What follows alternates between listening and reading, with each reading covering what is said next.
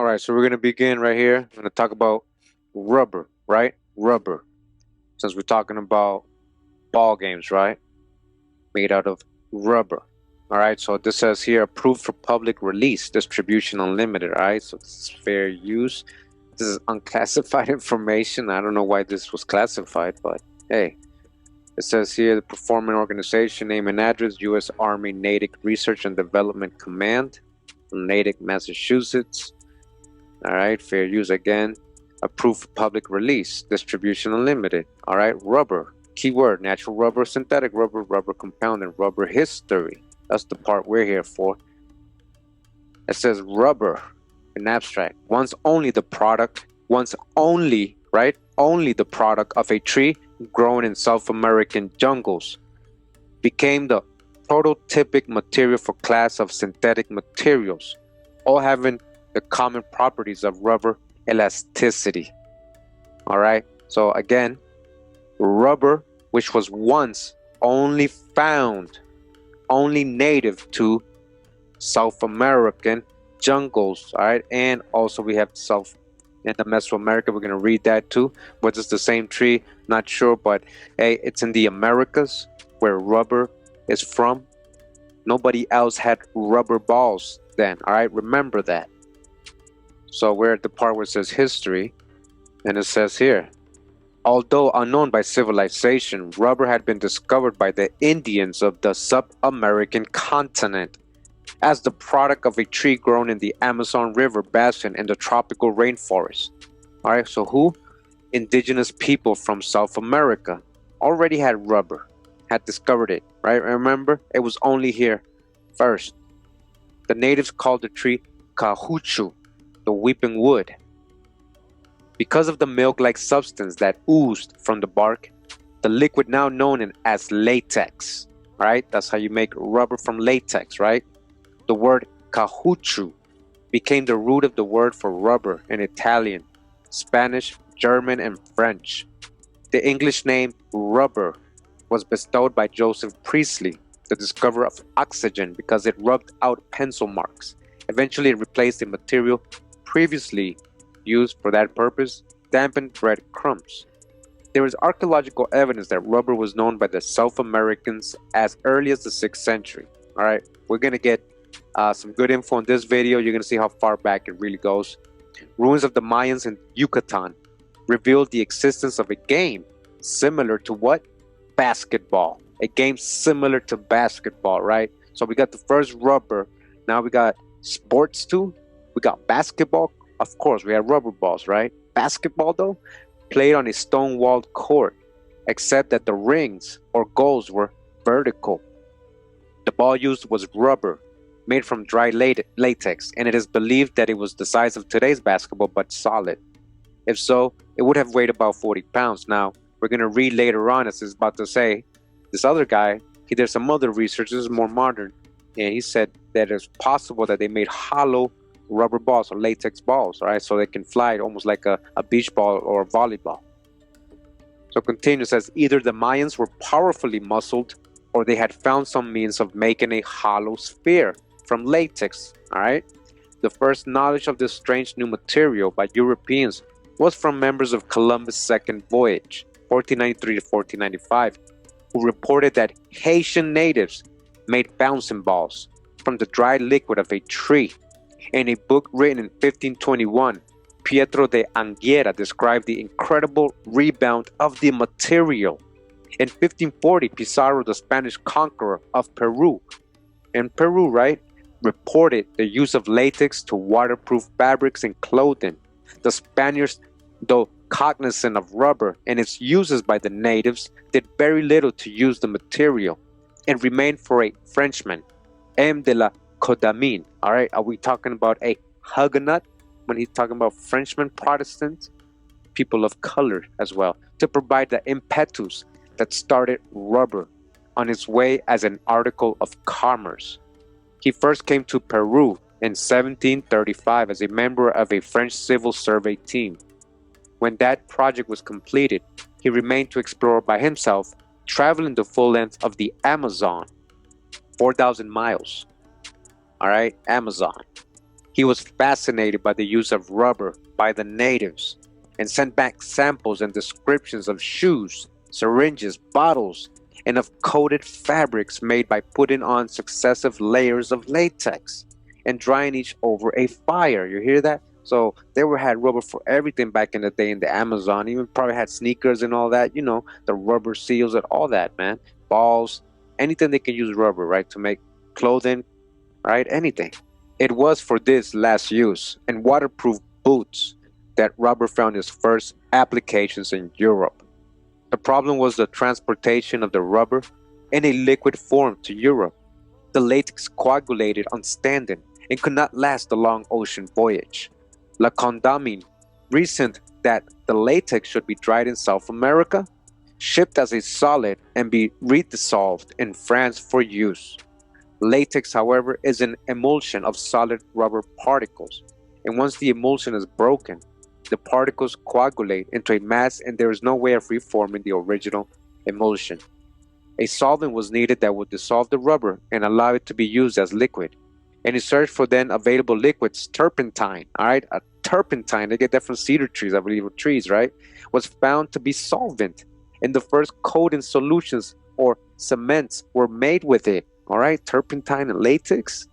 The materials becoming the forerunners of the solvent cement coating used on fabrics today, all right, you see that, all originating where? Here in America. At this point, however, rubber was not really widely used and was not widely known, except in the scientific community. It was regarded by some as defying the laws of gravity because of its great rebound and bounce. In the early 1800s, the fledgling rubber industry began its growth in England when Thomas Hancock discovered that naphtha, up until then a useless byproduct of coal gas manufacture, was a better solvent than turpentine for rubber. As a result, the use of dissolved rubber as a waterproofing for fabrics increased, the cements being used by Hancock in England, Mackintosh in Scotland, and various entrepreneurs in the United States, mainly in New England. The really unique properties of natural rubber, its resilience, rebound, and elasticity were largely ignored. All right, so it's going to get into a little bit more history, continuing there, you know, and every Goodyear, you know, the vulcanization process, which made the tires and all that, made the rubber a lot tougher and harder. All right, so we just wanted a little bit of the history. We're going to get something else right now.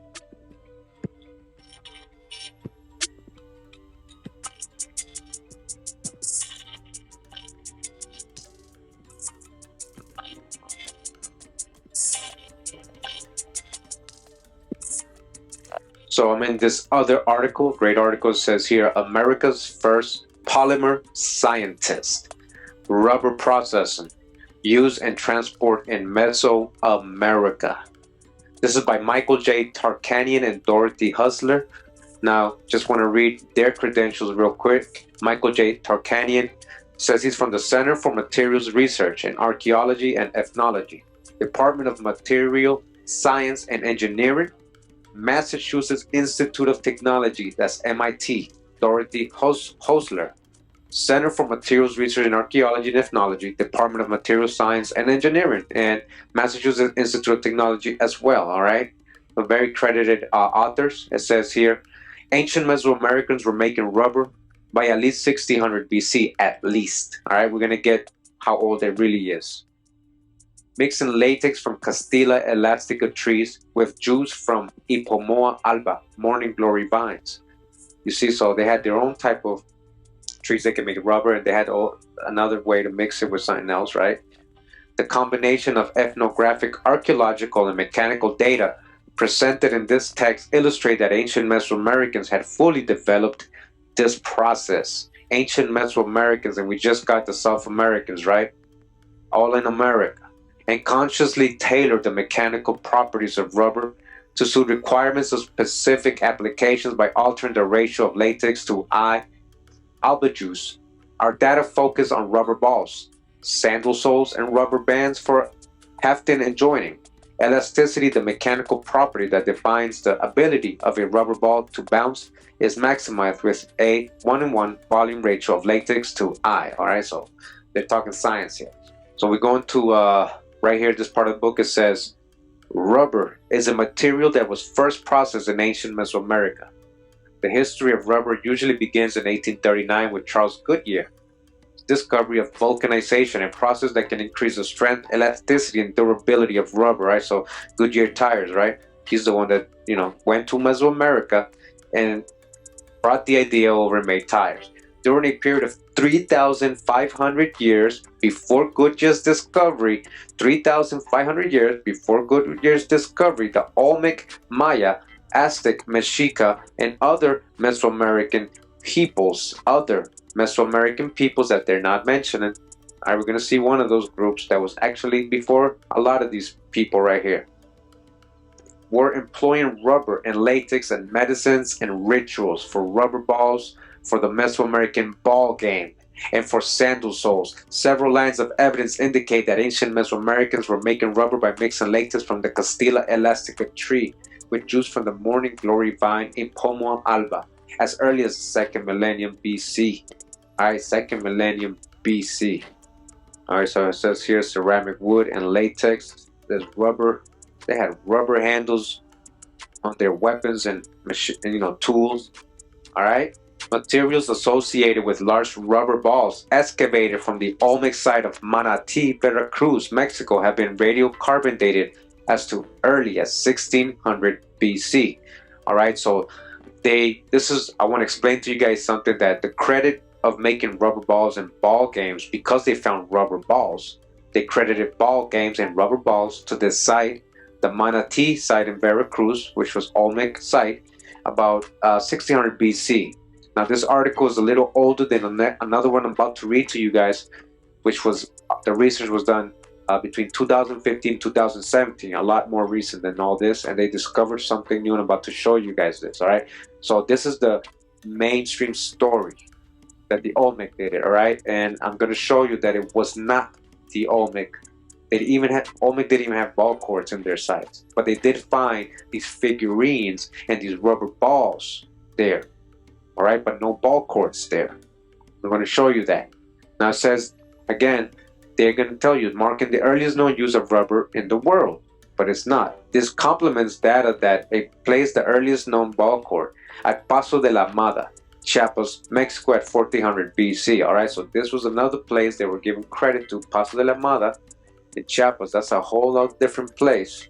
All right, so this map right here will kind of give you the so Veracruz and all that is on this side, Olmec Heartland, right on this side of the world. Paso de la Mada's on the other side of Mexico. Now if you see this little box right here, you see the Yucatan, all this way go Mexico to Texas, and right here is Guatemala and all that, Belize. So this area is Paso de la Mada. They're talking about 1400 BC, 1600 BC. They found some balls, but they actually found a ball court. This is the oldest they had so far, supposedly, and Paso de la Mada ball court in 1400 BC, 1600 BC, around that era. All right, they call these the formative periods, which is antiquity, very old times. All right, so Paso de la Mada is right here and Olmec right here. They're not even close to each other. References to rubber balls are abundant in the Popol Vuh. All right, in the Popol Vuh, in which the ball game plays a central role in the story of the heroes Hunahpu and Xbalanque and their fathers. All right, these are the twin heroes, right? One Hunahpu and seven Hunahpu. The repeated references to rubber balls in the Popol Vuh make clear that this material was sufficiently embedded in the world of the classic Maya to constitute a primary theme in that work. Right? It was very important, talking about rubber balls in ball games, which explains the origin of the universe and the human species. They used a game. You understand? There's a foundation behind sports, behind games. It didn't just pop out of nowhere. Like they tell you growing up, if you go to a professor, tell you, yeah, ancient Egypt, ancient Greece, we're gonna read that. All right, so you can see the hijack, but we're gonna get the facts first, so you know how to dodge the hijack. All right, again, it's all over the Popol Vuh. This is like their so-called Bible. This is one of their sacred books, and it's all up in there, and it helps with explain the origins of the universe and the human species. A ball game. The data we present in this paper indicate that ancient Mesoamerican peoples were cognizant of the range of mechanical properties made possible by processing C. elastica latex with various concentrations of alpine juice. This knowledge was a prerequisite to their ability to process rubber selectively for specific applications such as rubber balls and sandal soles. This is like alchemy, chemistry, right? Science. You need to know that stuff, right? And for joining applications such as adhesives or haften bands. These three applications stand out from the many other Mesoamerican uses of rubber and latex documented in this paper. We're a little further down in this article, and it says here, construction methods for Mesoamerican rubber objects. It says, analyzing the mechanical properties of materials incorporated into an object can help to predict performance and efficiency. But construction methods and design also play a crucial role in the performance of the finished goods. We are able to combine a variety of archaeologically known construction methods with mechanical data on Elastica Ialba rubber to form a substantially complete picture of the performance of ancient Mesoamerican rubber balls. The preceding mechanical data shows that rubber made with 50% morning glory juice by volume would produce a ball with the maximum elasticity possible via the C. elastica tree, right? Nonetheless, archaeological evidence exists for a wide variety of construction methods used to fabricate ancient rubber balls. The construction methods of a ball markedly affect its mechanical properties such as its elasticity. The 16th century Spanish sources discussed earlier indicate that ancient balls were made of sharpening a solid mass of rubber. Historical accounts, ethnographic studies, and archaeological data provide evidence for at least three other construction methods. Balls built up with extremely thin rubber layers. Balls rolled in a spiral fashion from one or several thick sheets of rubber, and balls constructed from wound rubber strands. Solid rubber balls were made shaped from a singular lump of rubber made by mixing latex with morning glory juice. Alright, these are some examples of what they found. Solid rubber balls, alright, most likely fossilized or a little hardened now. It says here manatee balls, alright, that's the site in Veracruz. It says that when making balls, the rubber se endurece y convertido en masa. Se le da forma apetecida. So it says it gets hardened and it becomes a mass. That way you can give it shape or form, alright, as you please. Fernandez de Oviedo recounts the mixing with the use of roots and herbs. Creates, says una pasta, a paste, and then you round it, and then you can make the ball whatever size. These descriptions mirror precisely the ball making process we observed at Rancho Paraíso in Chiapas. There, rubber balls were made by mixing latex collected from C. elastica trees with juice squeezed directly from crushed I. alba vines. Approximately 10 minutes after mixing the two liquids, the latex coagulated into a solid mass of rubber. This rubber is extremely pliable and able to be shaped as desired. Within minutes, however, the rubber sets into place and its shape cannot be altered. This process significantly reduces the labor required to make a ball compared with other construction methods. The balls made with this method are formed as a seamless mass without any areas of prone breakage or fatigue. Photographs of several solid rubber balls likely made using this technique can be found in Figure 8. These balls were excavated from Manatee. Again, these are the ones right here. Veracruz in the early 1990s. Material found in conjunction with the rubber balls was radiocarbon dated to the first through third phases of Manatee, ranging from 1600 BC to 1200 BC. That's the height that they don't really know. As Figure 8 makes it clear, the diameters of the balls from Manatee vary greatly. Modern ethnographic data revealed a second style of ball construction. This method requires layering extreme thin sheets of rubber until the ball reaches the desired size. Roberto Ronchín, film Urmaña, documents his process in Sinaloa. There, latex from the plant known as aguama, Bromelia pinguin. Alright, so they even got latex from another plant.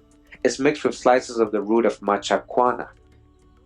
Like the alba tree, machacuana is also a white flowering plant from the Apomoa genus. This mixture is then heated in bowls and in aqueous solution.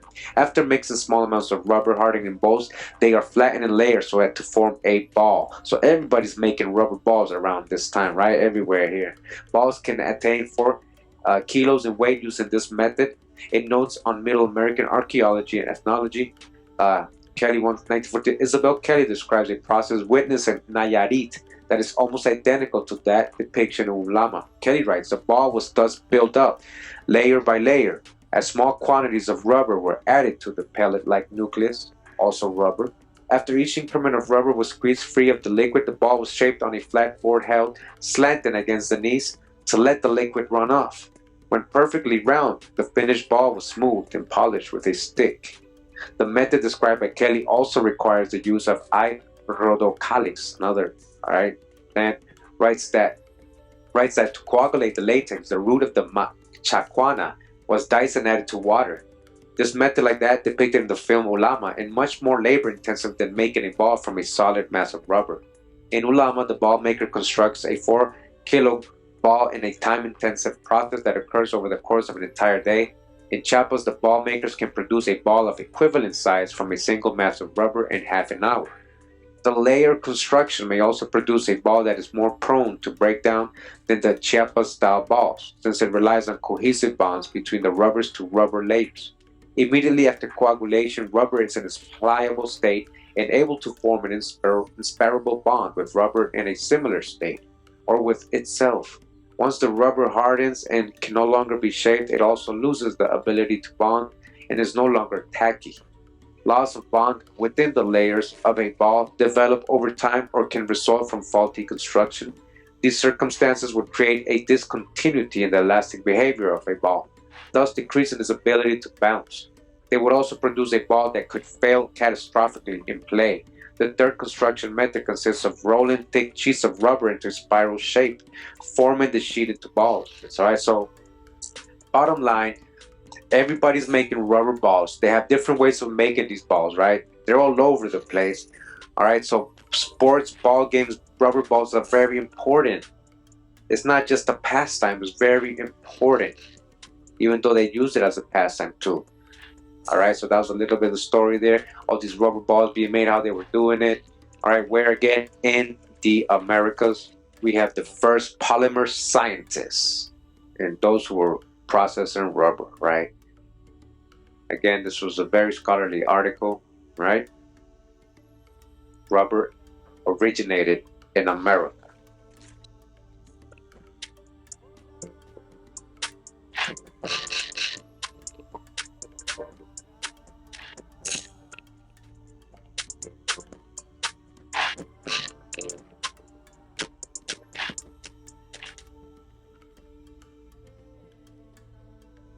All right, so now I want to real quick just corroborate. All right, this is a great book. It's been shared around this community the last couple of years. A lot of good info coming out of it, a lot of great builds. It says here, Encyclopedia of American Indian Contributions to the World. 15,000 years of inventions and innovations, 15,000 years. Facts on File, Library of American History. All right, an encyclopedia by Emery Dean Kyoki and K. Marie Porterfield, American Indian Contributions to the World. All right, these authors, one of them is a native, so-called Native American. So you got to respect the people who contribute these kind of writings to us, so we can have that information. All right, and not just talk about them, of course, you know. So I just want to read the preface of this book. Just real quick, a little bit. It says, what follows is a collection of contributions American Indian peoples have made to the world. All right, contributions, not just contributions. All right, origin. The word contribution is defined in the American Heritage College Dictionary, 2nd edition, as to give to the common fund or common purpose, a common purpose. American Indians from the Arctic Circle to the tip of South America donated many gifts to the world. Common fund of knowledge in the areas of agriculture. We already know it did actually start over here, agriculture. We're talking about science and technology, pyramid building, mummification, all that started here. Agriculture, teosinte, they turned teosinte into corn. That's science. The rubber making, that's science. Medicine, transportation. We had highways here. They're finding them all over the place. They're finding them, these highways in the jungle of Guatemala right now as we speak. Architecture, psychology, military strategy, government and language, future video, very important. These contributions take the form of inventions, processes, philosophies, and political or social systems like ball games, For the most part, until the late 19th century, they remained unrecognized outside of the disciplines of anthropology and archaeology. People throughout the world enjoyed the fruits of indigenous American invention, such as rubberized raincoats, rubber, popcorn, hammocks, and the drug quinine, without being aware of their origin. All right, you don't know about the origin of all these things. Well, now you go know, right? You know now rubber was made here, right? It's from here. Rubber balls, you know that now, right? At the same time, textbooks, novels, and later movies and television portrayed the first peoples of the Americas as primitives who were incapable of complex ideas and inventions. Continuing, it says, immediately after initial contact, Europeans from Christopher Columbus on wrote detailed descriptions about the accomplishments of the American Indians they encountered. Often they judged these accomplishments as being superior to anything in the old world. Again, superior to anything over there in the old world, especially games, ball games, especially that includes ball games, sports, superior. We had ball courts, hundreds of them. We're going to see that. Nevertheless, as a general rule, within 20 years after contact, conquistadores and colonists alike denied that the American Indians, whom they had begun to call savages, were responsible for these discoveries. All right. Why did they change their mind? Well, if you put them in a high place, then it's going to be less tolerable for someone to allow these people to be conquered if they're contributing so much to the world. But if you call them savages, yeah, let's get rid of them. They're savages. Let's take over all their land and stuff. They're pagans. You know.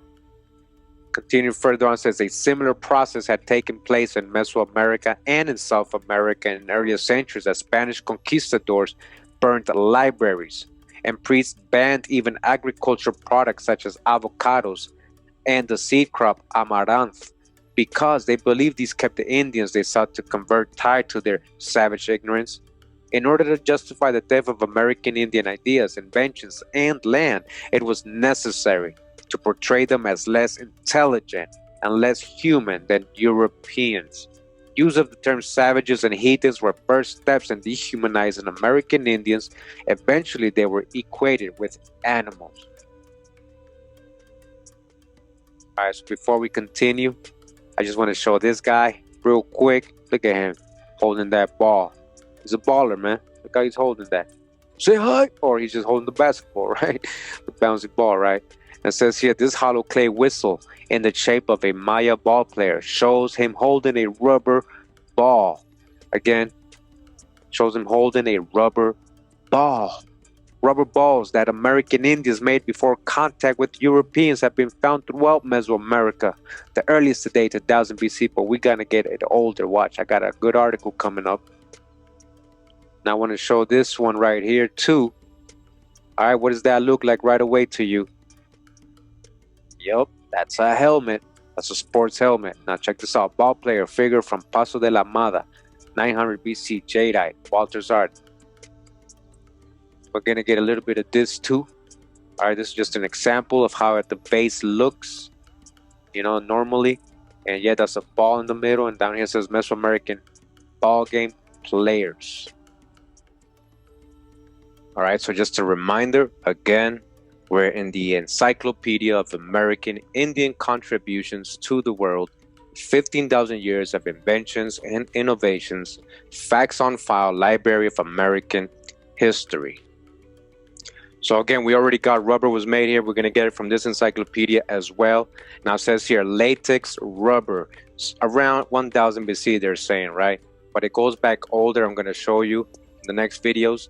Mesoamerican, South American cultures. Rubber is from there. They invented it. It's from here, originated. Latex is a term generally used to describe the milky fluid or juice that comes from the rubber tree, Hevea brasiliensis, that is native to parts of Mesoamerica and South America along the Amazon River. These trees are 30 to 60 feet tall. The sap produced by the trees is also called caoutchouc, after the Quechua name for the tree. It is extremely sticky, and some consider its smell malodorous. The Olmec of Mesoamerica, whose culture flourished from about 1700 BC to about 400 BC, are credited with first producing rubber products from this sap, including the rubber ball used for the game of basketball. All right, basketball. Yes, again, we're getting it again. So they're giving the credit for it, all right, because the trees are near their area. But we're gonna see in a different article that there was people doing this 2,000 years before them, had ball courts and ball games. All right, 2,000 years before them. That's the next video, all right? The Olmec also produced other rubber and rubberized products that they used for trade goods. They became so identified with rubber in the ancient America that they were referred to as the rubber people. So they were in charge of the trade, a lot of the rubber, eventually. By other tribes, the Olmec also made rubber from latex of the sapodilla tree. The Maya learned to use latex to make rubber and waterproof materials as well. In her book, The Maya World, Elizabeth P. Benson states that rubber trees provided the Maya with rubber for their balls, rain-proven for capes, and material to be traded with non-rubber producing highlands.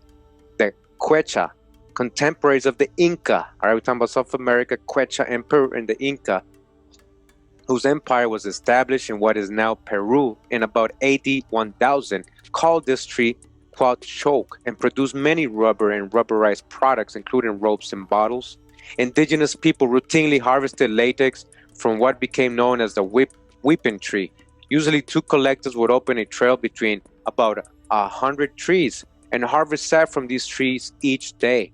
They would make a slash in the bark with a small hatchet. These slanting cuts allowed latex to flow from ducts located on the exterior or the inner layer of bark cambium of the tree. Since the cambium controls the growth of the tree, growth stops if it is cut. Thus, rubber tapping demanded accuracy so that incisions would not be too many, given the size of the tree, or too deep, which could stunt its growth or kill it. Harvesters, so that was the whole science right there. Harvesters would attach a clay cup to collect the latex. As the collectors moved back along the pathways, they emptied the cups into small gourd buckets. Usually one day's work would amount to only about 1 or 2 gallons. They then brought the latex back to camp where they cleaned it off impurities. The earliest Spanish explorers brought reports of the new substance back to Europe. Pietro Martir, or Peter Martyr of England, the chaplain to King Ferdinand and Queen Isabella of Spain, who had sponsored the voyages of Christopher Columbus, wrote in his report of the New World, the New World, of a game played with balls made with juice of certain herb. All right, so there was this news to them that being stricken on the ground but softly rebounded increasingly into the air. Antonio de Herrera and Tordesillas, who served as historian to Spanish King Philip II, reported that Christopher Columbus first encountered rubber on his voyage to what is now Haiti from 1493 to 1496, and wrote that Columbus saw balls made of the gum of a tree. In 1615, Father Juan de Torquemada reported that Indians made footwear, see also sandals, and bottles from this sap, and that they brushed it onto the clothing for waterproofing. All right, waterproofing. Rubber was given its present name in the English-speaking world when in the 1700s the gum was found to be excellent eraser, which is called a rubber in England for lead pencil marks. In 1876, rubber tree seeds were sent to tropical herbarium at Kew Gardens in London, then distributed to Ceylon, now Sri Lanka. From there, rubber plants traveled throughout the Southeast Asia, where tracts of land were cleared and plantations were established. Today, rubber has become an integral part of modern life. Ironically, most of today's rubber comes from commercial plantations in Thailand, Indonesia, Malaysia, and Sri Lanka, rather than the Amazon basin, where rubber tapping and manufacturing originated. Again, originated. We had rubber first. We made rubber balls first. Today, the term rubber generally refers to the substance that results when the heat is applied to the raw latex, causing proteins to be destroyed. Latex today has come to mean sap that is not subject to heat and therefore contains proteins as well as water. After it has been chemically stabilized, it is used for the manufacture of items such as latex gloves. These are made by dipping forms into latex, essentially the same process American Indians invented hundreds of years earlier. And again, we continue in the Encyclopedia of American Indian Contributions to the World, 15,000 years of inventions and innovations, facts on file, Library of American History, all right? Inventions, they contributed to the world. So, of course, we already know balls and rubber was made here, Mesoamerican cultures, right? It says the Olmec again, but we're going to see it was a lot older before them. This is recent research I'm going to show you guys. The Olmec were the first people to produce and play with rubber balls, spherical objects that are widely used in many sports and games today. All right, so again, this book, this encyclopedia is a little outdated. It's not from 2015, and that's what the new research you're going to see. It's all over the internet, and you can Google it after you view the information. A rubber ball dated to 1000 BC has been found in the Olmec site of La Venta. Rubber is made from the sap of latex of a tree indigenous to the area. The Olmec was cultural flourished from 1700 BC to 400 BC, were the first to manufacture objects made of rubber. They and later, the Maya and Aztec made hollow and solid rubber balls that were used for playing a team sport on huge ball courts. All right, that's the next video. We're going to get the history of the ball courts, right? See also basketball. The Maya culture rose in about 1500 BC.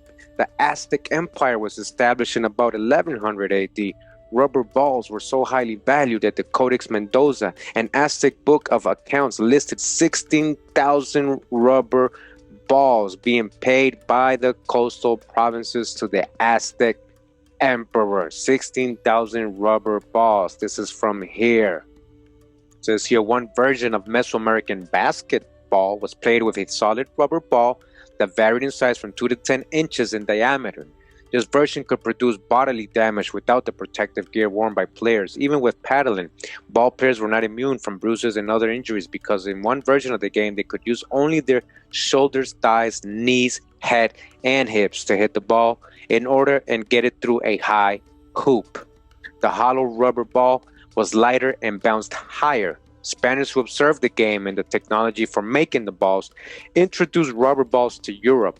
An Olmec modification of the hollow rubber ball, the rubber bulbed syringe, was used to administer medication and for enemas. All right, so again, rubber balls, that's from here.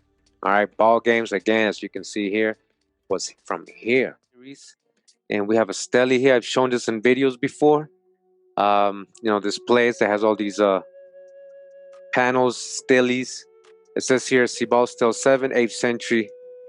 At Cibal are in fact wall panels that were set to frame the staircase of structure A10, a building on one of the main plazas. Both feature ball players, and together 2 panels suggest the ball was played on the A10 stairs. All right, this is a ball player. All right, this is just a ball player, right? All right, he's balling. Right here we got another image. It's like a replica of the Codex Magliabecchiano, it says, on page 68. And again, this is the I shape, as they say, of these ball courts with the rings or hoops right here on the side. It says post-conquest manuscript, 2 ball players in an I-shaped court face each other across a row of skulls. Rings flank the sides, drawn by Mary Ellen Miller. All right, so we begin here. It says the classic Maya ball game and its architectural setting. It's by study of relations between text and image, Mary Ellen Miller and Stephen D. Houston. All right, the Mesoamerican ball game has long been a subject of fascination for the European and modern viewer. At the time of the conquest, Spanish conquistadors admired the skill and stamina of the Aztec athletes who played the vigorous game. Even the rubber ball, with its greater ability to bounce than any other material then known to man, was a wonder to a world that had never before known this material. All right, again, we just got that in the last video. Rubber was made here, first done by the indigenous people of America. They had many rubber balls here to play in these ball games. All right, so it was a wonder to the Europeans, along with everything else they found here. Great monuments, architecture, high civilization, foods. Remember how astonished they were when they found all this food growing everywhere. So again, it was a wonder to a world that had never before known this material. European games played with a ball were greatly transformed by the incorporation of the rubber ball. They were transformed. They weren't playing no ball games before that. What ball they playing with? Rocks? I mean, they had games. We know that. I mean, these are people. Children play, right? But they didn't get their games fully transformed, their balls, so-called balls, until they incorporated the rubber balls that they picked up, they learned while they came to the Americas. How different tennis would be today, where it played with a leather ball, as it was before the discovery of the New World. All right, so they played with a leather ball. Okay. Many new games were invented, and eventually they superseded the old sport in Mesoamerica. Yeah, that's what they say. Superseded. I want to see anybody keep the ball in there with their hips, shoulders, and all that. You know, that takes skill. And they don't even know what they had back then. They played so many other sports. It says, as played by the Aztecs in the 16th century Mexico, the ball game was enacted and understood on several levels as a sandlot sport indulged in by most adolescent boys. All right, so a public game, early gambled on by avid spectators. All right, gambling as a sort of gladiatorial ritual in which captives might be killed as in reenactment of cosmic conflict between Venus and the sun, and as a game that the gods themselves might play. The game itself may have taken many forms. Amongst most Mesoamerican peoples, formal games were played in a special kind of building, the ball court generally formed by two parallel structures, often with supplementary walls or structures that demarcated an end zone. The playing surfaces encompassed a ground surface in the shape of an open or closed letter, as well as the vertical or sloping side walls. Points were scored either by driving the ball into an end zone, touchdown, or other designated area, or by hurling the ball through a high, relatively small ring placed in a side wall. A ball, right, going through a hoop, through a ring, a ball going through a ring, hurling, right, throwing, hurling, or getting it up there some way, shooting, all right? What did those two just sound like? The Maya ballgame is known largely through archeological evidence. Like the ballgame of central Mexico, it was probably played on many levels, from sport to ritual of kings. It is in this latter regard that we wish to consider the game most closely, particularly during the late classic AD 600 and 900 period. By this time, because we already know it's way older than that, so by this time, the ritual had become formalized, obscure in its origins. At many cities across the classic lowlands, Maya lords played ball in courts constructed at the heart of ceremonial centers. All right, this is very important. Ball courts everywhere. Ball games are very important. From their central location, it would seem that ball courts were one of the foci of elite life. All right, what the elites were, you're gonna find a ball court. Wherever there was people, you're gonna find a ball court. Despite the wealth of evidence for the Maya ballgame, relatively little is known of its character. Many cylindrical pots from royal tombs show the game being played, and ball players adorn markers and panels set in ball courts. All right, again, listen to what they're telling you. In their own graves, they bury, like how they go to Egypt and they find things in the grave and they're like, "Ooh, it's so important. It's so, look at this." Well, we can't neglect what they're finding here. Despite the wealth of evidence, it says many cylindrical pots from royal tombs show the game being played. Royal tombs, very important. They're bringing it with them to their afterlife. Get what they're telling you? And ball players adorn markers and panels set in ball courts.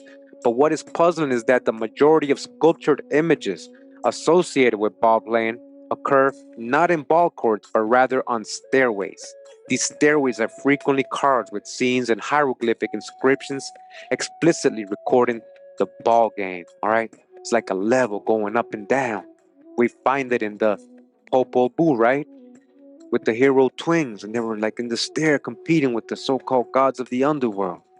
To elucidate this intriguing problem of ball-playing imagery in its architectural setting, we may consider, on the one hand, the evidence from specific illustrations of play, all the way to the great amphitheaters created by the Maya, where enactment of the ball game may have been commemorated, and on other hand, the hieroglyphic evidence. All right, so it's all in the art, it's in the culture, They bringing it with them to their tombs. They're doing it since adolescent years. It's very, the leader doing it. There's ball courts everywhere, right? So this picture right here, it says from the Codex Borgia, pre-conquest manuscript. It says a candy cane striped captive is sacrificed in the center of a ball court. All right. So they started doing all this again in the post-classic period. That's when the Spaniards and Europeans got there. But it wasn't like that in the beginning. We're going to read some more from the Quiche Maya epic tale, the Popol Vuh. The ball game was also understood to be crucial to the Maya of highland Guatemala at the time of the conquest. The Popol Vuh, two pairs of brothers, play the ball game against the lords of the underworld. The elder pair, Hun Hunampu and Vukub Hunampu, are defeated and sacrificed in the game.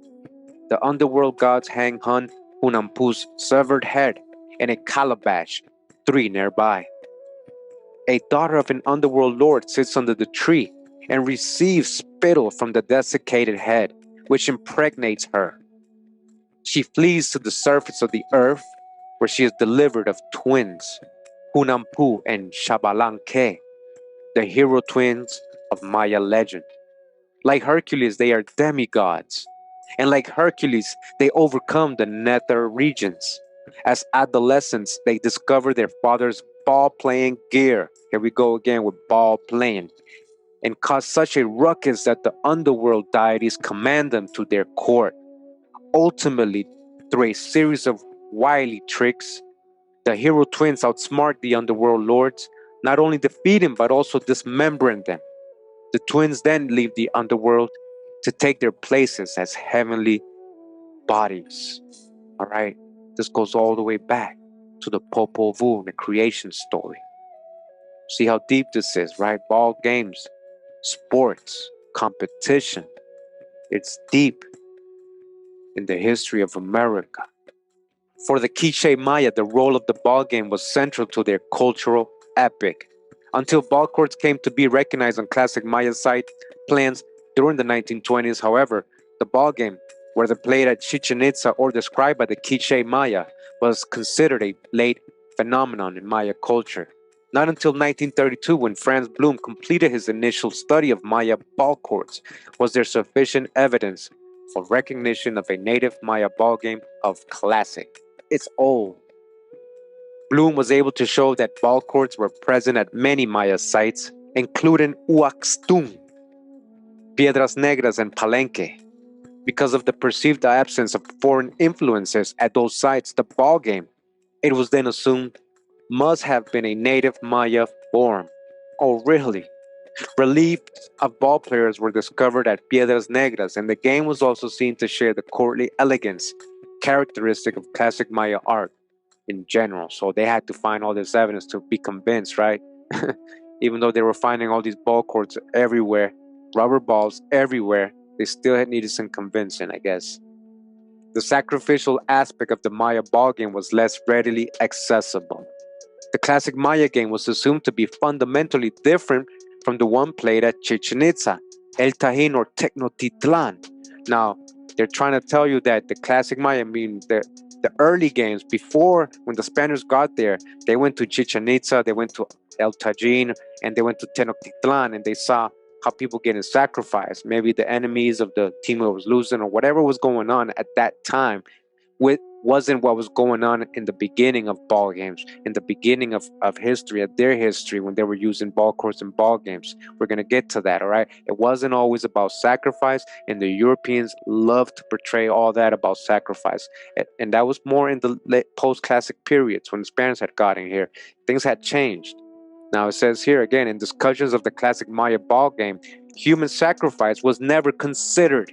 All right, it was never considered. Little was known of the game or the use of the ball courts themselves. Despite how little was known, interpretations of the ball game tended to assume that the classic game differed greatly from the post-classic one, particularly as illustrated at Chichen Itza. In the courtly world of classic art, no brutality was recognized. All right, nobody was cutting nobody's head. And in fact, many of the illustrations known at the time tended to convey the notion of a much simpler game. The carving found at Piedras Negras for example, shows eager youths at sport, a notion far more palatable to Anglo-American archaeologists than the cruel scenes at Chichen Itza. Pre-World War II, archaeologists of the classic Maya made little attempt to disguise their desire to identify themselves with the ancient Maya. One need only to read the general works of J.E.S. Thompson to sense the belief that white Anglo-Saxon Protestants were the spiritual heirs of the Maya. So white Anglo-Saxon, Protestants? Are they just calling them white because they're European? Protestants? Are they talking about hugging nuts here? What's all this about them being the spiritual heirs? All right, they were trying to, again, write themselves into history. You hear that? The most important new discovery was of a carved stair at the threshold of the doorways of structure 33 in Jakshilan, the building that commemorates the ascension of one of that city's greatest kings. He was called Bird Jaguar, who came to power in 752. Worked onto each riser of the stair is a ballgame scene, and the three central ones feature nobles who strike a ball that is shown as a bound trust captive. From these newly discovered works, it is now clear that, particularly as recorded by Maya kings and their close associates, the game being commemorated was a prominent ritual of the royal house. Ball games, a ritual of the royal house. The art suggests that the game could be played for the highest stakes of all, one's life. As a life and death ritual, it replicated man-to-man combat, albeit in a public arena. So again, instead of duking it out, let's play the game. All right, winner takes all, meaning that might be your life. Located at the heart of ceremonial precincts, ball courts were the settings for public playing of the game, much like their later Central American counterparts, or the Maya courts described in the Popol Vuh. All right, again, courts in the Popol Vuh, ball courts. The typical classic Maya ball court had a sloping vertical profile, rather than straight vertical profile found in central Mexico.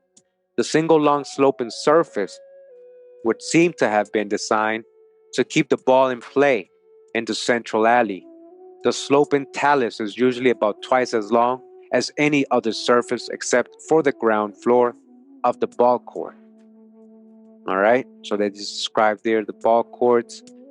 We got a lot of images of them, and this one right here, this image, we got a ball right here, and somebody over here, and another person right here, and it says ball game panel, Art Institute of Chicago, 8th century. It says flat cutouts and twisted legs of the player at right probably indicate that he will lose the game in play, perhaps by taking the uncommon ball on the chin. Although damaged, the player at left will probably win. Tlaloc ornaments and skull pectorals such as he wears generally characterized victorious warriors. Drawings by Linda Shaley. All right, so she did a drawing of this stilly. All right, so he's the winner. So see how he's coming down the stairs. That's what they were talking about. Several other balls are worth examining in light of the provocative image of the Chachilan balls. All three ball core markers at Copan show a ball between two players. On the middle marker, the ball is in play, but on the two end markers, the ball is suspended by a thick twisted rope. All right, so first let's just go to what he's talking about. All right, these are the balls he found, and there's always two players in between the ball, right? We've seen this before. All right, here you go again. Two players or more players on here, the ball in the middle, and another one right here, the two players and the ball in the middle. This one's suspended, you see that? All right, that's what they were saying. This one is suspended as well. This was not suspended. So let's go back. It says, by comparison with the markers, Copan Alta 4, a large spear of volcanic stuff can be seen to be a ball. Like the ball shown in play on the markers, the circumference of the altar is bound with a thick rope. A spiral has been dug from the top of the stone to the rope, possibly to receive blood offering following the play of the ball game. It continues as Maya ball game text. As we have seen, classic Maya art contains much evidence of the ball game and the places where it was played.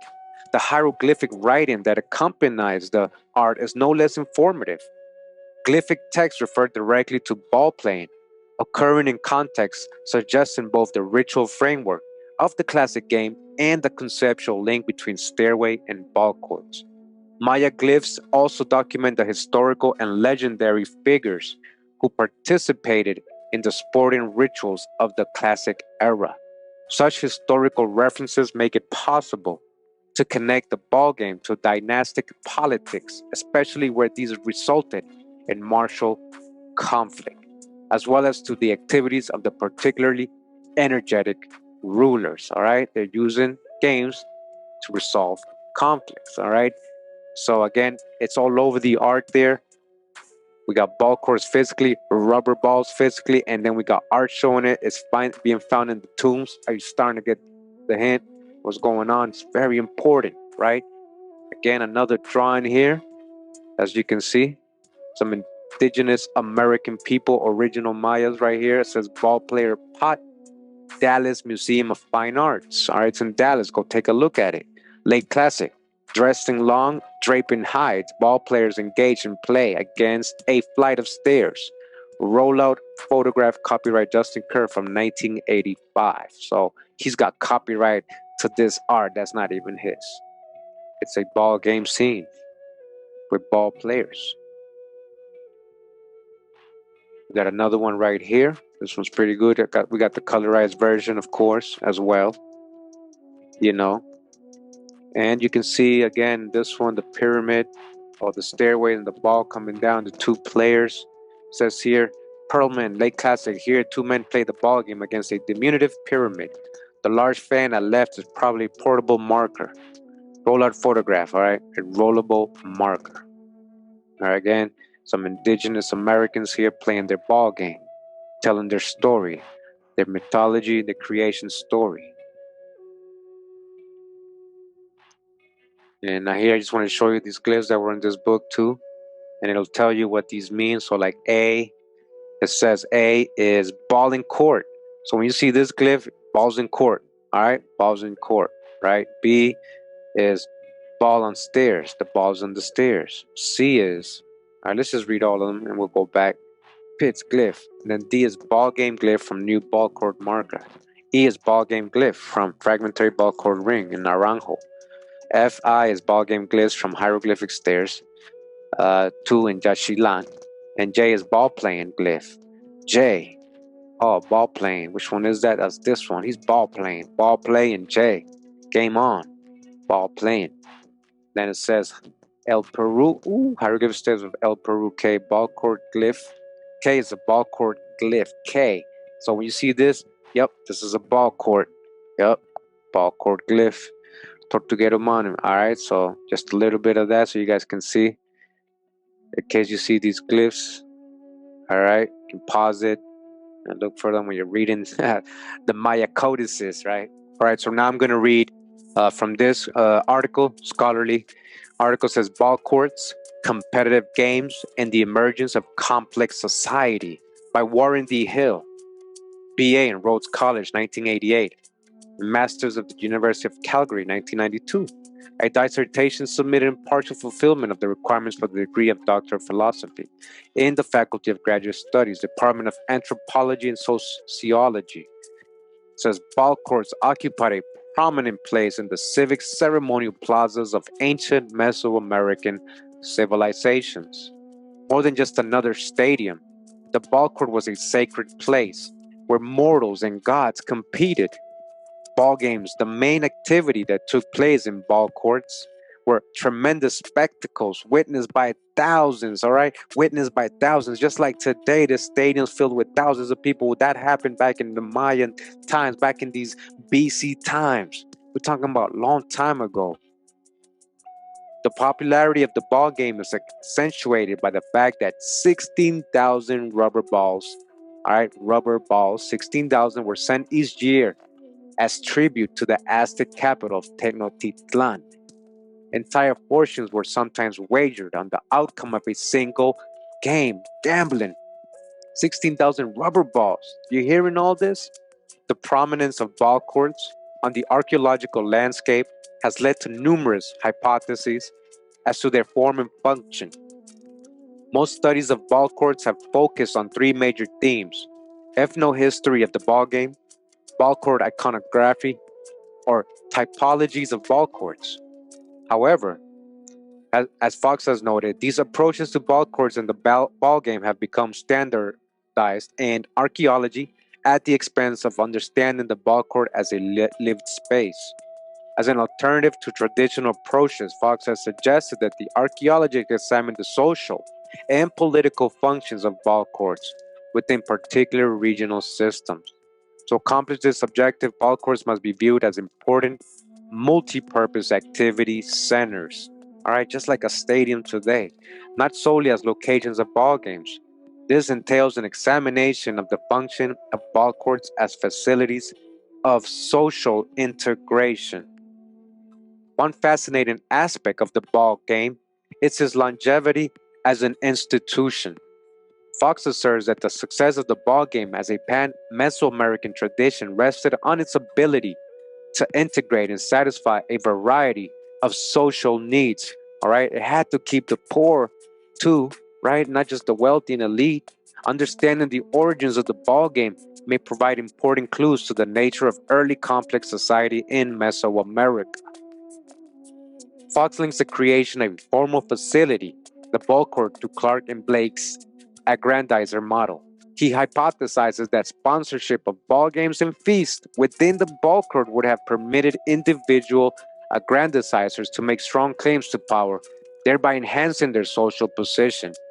At the same time, the aggrandizer would have been able to assert control over the supernatural by staging dramatic rituals and conflicts in the ball game itself. Researchers investigating the role of the ball game in Mesoamerican society have postulated strong links between the distribution of ball courts and the centralization of political authority.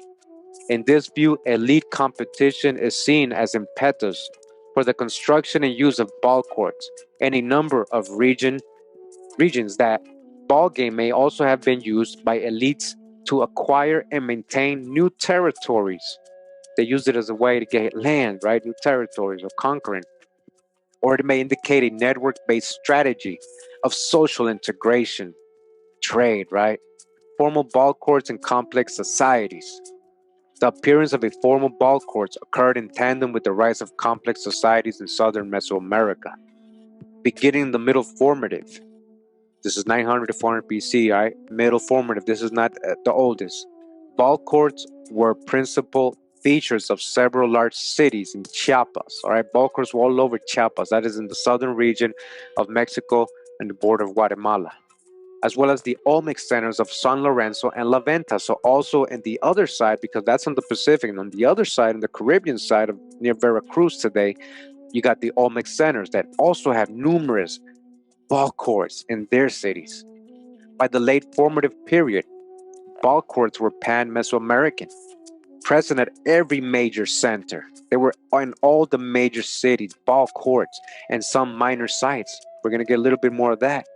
In Chiapas, the Maya lowlands, the Valley of Oaxaca, Western Mesoamerica, Central Mexico, and likely the Gulf Coast. They were everywhere. Thus, it appears that formal ball courts were predominantly, if not exclusively, associated with complex societies, at least at the chiefdom level. In 1995, all right, this is in 1995, members of the Mazatlan Project returned to the site of Paso de la Amada to conduct an extensive excavation at Mount 7. All right, so now they're going to tell us that, this is the oldest known uh, ball court they have found, right? This is, of course, before 2015 when they recently found the oldest so far, right? That they're saying that they're allowing us to think it's the oldest, right? Because they're with their carbon dating, right? But let's read a little bit about Paso de la Mada for now. I'm going to show you that in the next uh, parts of this series, all right? What's older? It says the goal was to expose the defined and structural features in this mound. Surprisingly, these excavations revealed that Mount 7 was actually a ball court dating to around 1400 BC or the late Barra Erla Lacona phase transition. It is this interpretation which will be explored here. The interpretation of Mount 7 as a ball court also dictates that a variation of the Mesoamerican ball game was played at Paso de la Amada. The construction of a formal ball court during the early Lacona phase created an important public ritual space for the community at Paso de la Amada. Although little is known about early formative versions of the ball game, it can be inferred from later variants that a strong element of conflict and competition, both real and ritualized, was involved in playing the game. Given the relationship already postulated between complex societies, ball games, and ball courts, I argue that the presence of a formal ball court at Paso de la Mada indicates that a complex society was likely present at the community by around 1500 BC. Ball games was already there in 1500 BC. Additionally, I propose that ball court at Paso de la Mada was most likely part of a network of similar courts, meaning it wasn't the only one at that time, 1500 BC. Similar courts also, there was a whole network. These early formative courts may have developed out of antecedents that lacked formal architectural features, such as lateral mounds, benches, and alleys. They're saying, but these courts, these people playing these ball games in the 1500s had to have gotten, this idea from some past people, if their ancestors, somebody maybe even doing ball courts with mounds, as he's saying. So where are the mound builders? All right, mounds. Perhaps earlier variants which may have developed during the late Archaic period, 3000 to 1800 BC. Now, if you go right now, you add another 2000, that's almost 5,000 years ago. They're telling you that most likely people were making ball courts had ball games where flat earthen patios similar to the ethnographically known ball courts of West Mexico or the open-ended ball courts of Durango of Zacatecas. While no such early courts have yet been identified in Mesoamerica, an eye-shaped ball court-like structure has recently been reported at the site of Pampa de las Lamas, Mocheque, in the Casma Valley of Peru. In Peru, right? South America, Peru, dating to about 1800 BC. Closer to the Mazatlan region, an archaic period architectural feature of Jelching, Oaxaca, dating roughly from 5000 to 4000 BC, has been described as a ritual dance floor. A dance floor. Now listen to this: 5000 BC, you add to that 7000 years ago. Egypt ain't nowhere around at this time. So-called Egypt, anything over there in that side of the world, so-called old world. Talking about they had time to make dance floors in 5000 BC. It consists of two parallel stone alignments, at least 20 meters long and 7 meters wide, swept clean of debris. An alternative interpretation has been offered by Carl Tooby, who suggests the feature of Jiaoshin may represent a simple ball court. A ball court, 5000 BC, ball court, 5000 BC. It's not, Olmec didn't invent this. All right, we're going to show some more correlation, but you got to understand, if people are creating ball courts by, let's say, 1600 BC or 1800 BC, as they just said here in Peru, there had to have been a long transition before that, right? Of people doing it already, just like we have soccer fields today that are just grass. If 1,000 years go by, nobody would know that was ever a soccer field, right? Well, how do you know they didn't have all this stuff before that? They were playing ball games. They had mounds, right? Even some of the mounds in America look like they were, they had these walls, and now they call them walls. Maybe they're actually ball courts. You get what I'm saying? So this is very interesting information to follow up on. We're going to definitely dig on all this. And I just want this map. I thought it was interesting. You guys can get a clearer picture of what I'm talking about the distance between these different places.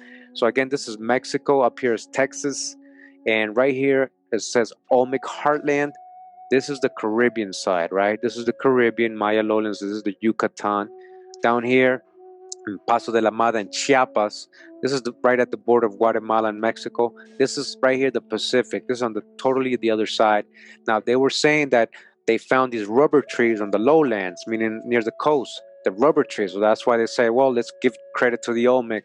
This was before they had found Paso de la Mada, but they did find the figurines and some rubber balls there. And that's why they got the credit. But now they found Paso de la Mada, and now they gave this one the oldest, right? And this is on the other side, closer to Guatemala over here. And we just heard Peru playing in 1800 BC.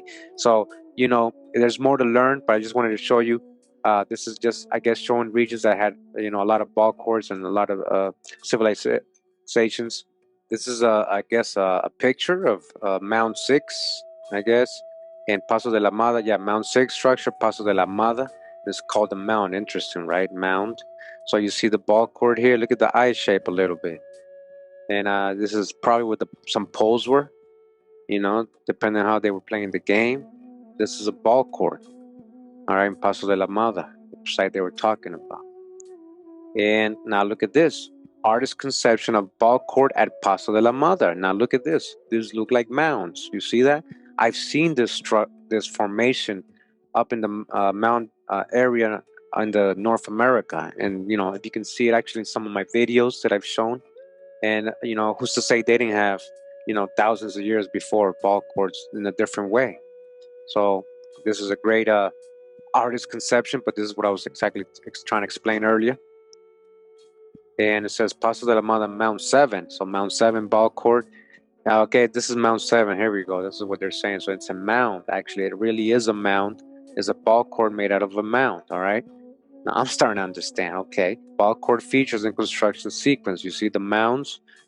All right. I bet you there's still a bunch of those in North America. All right.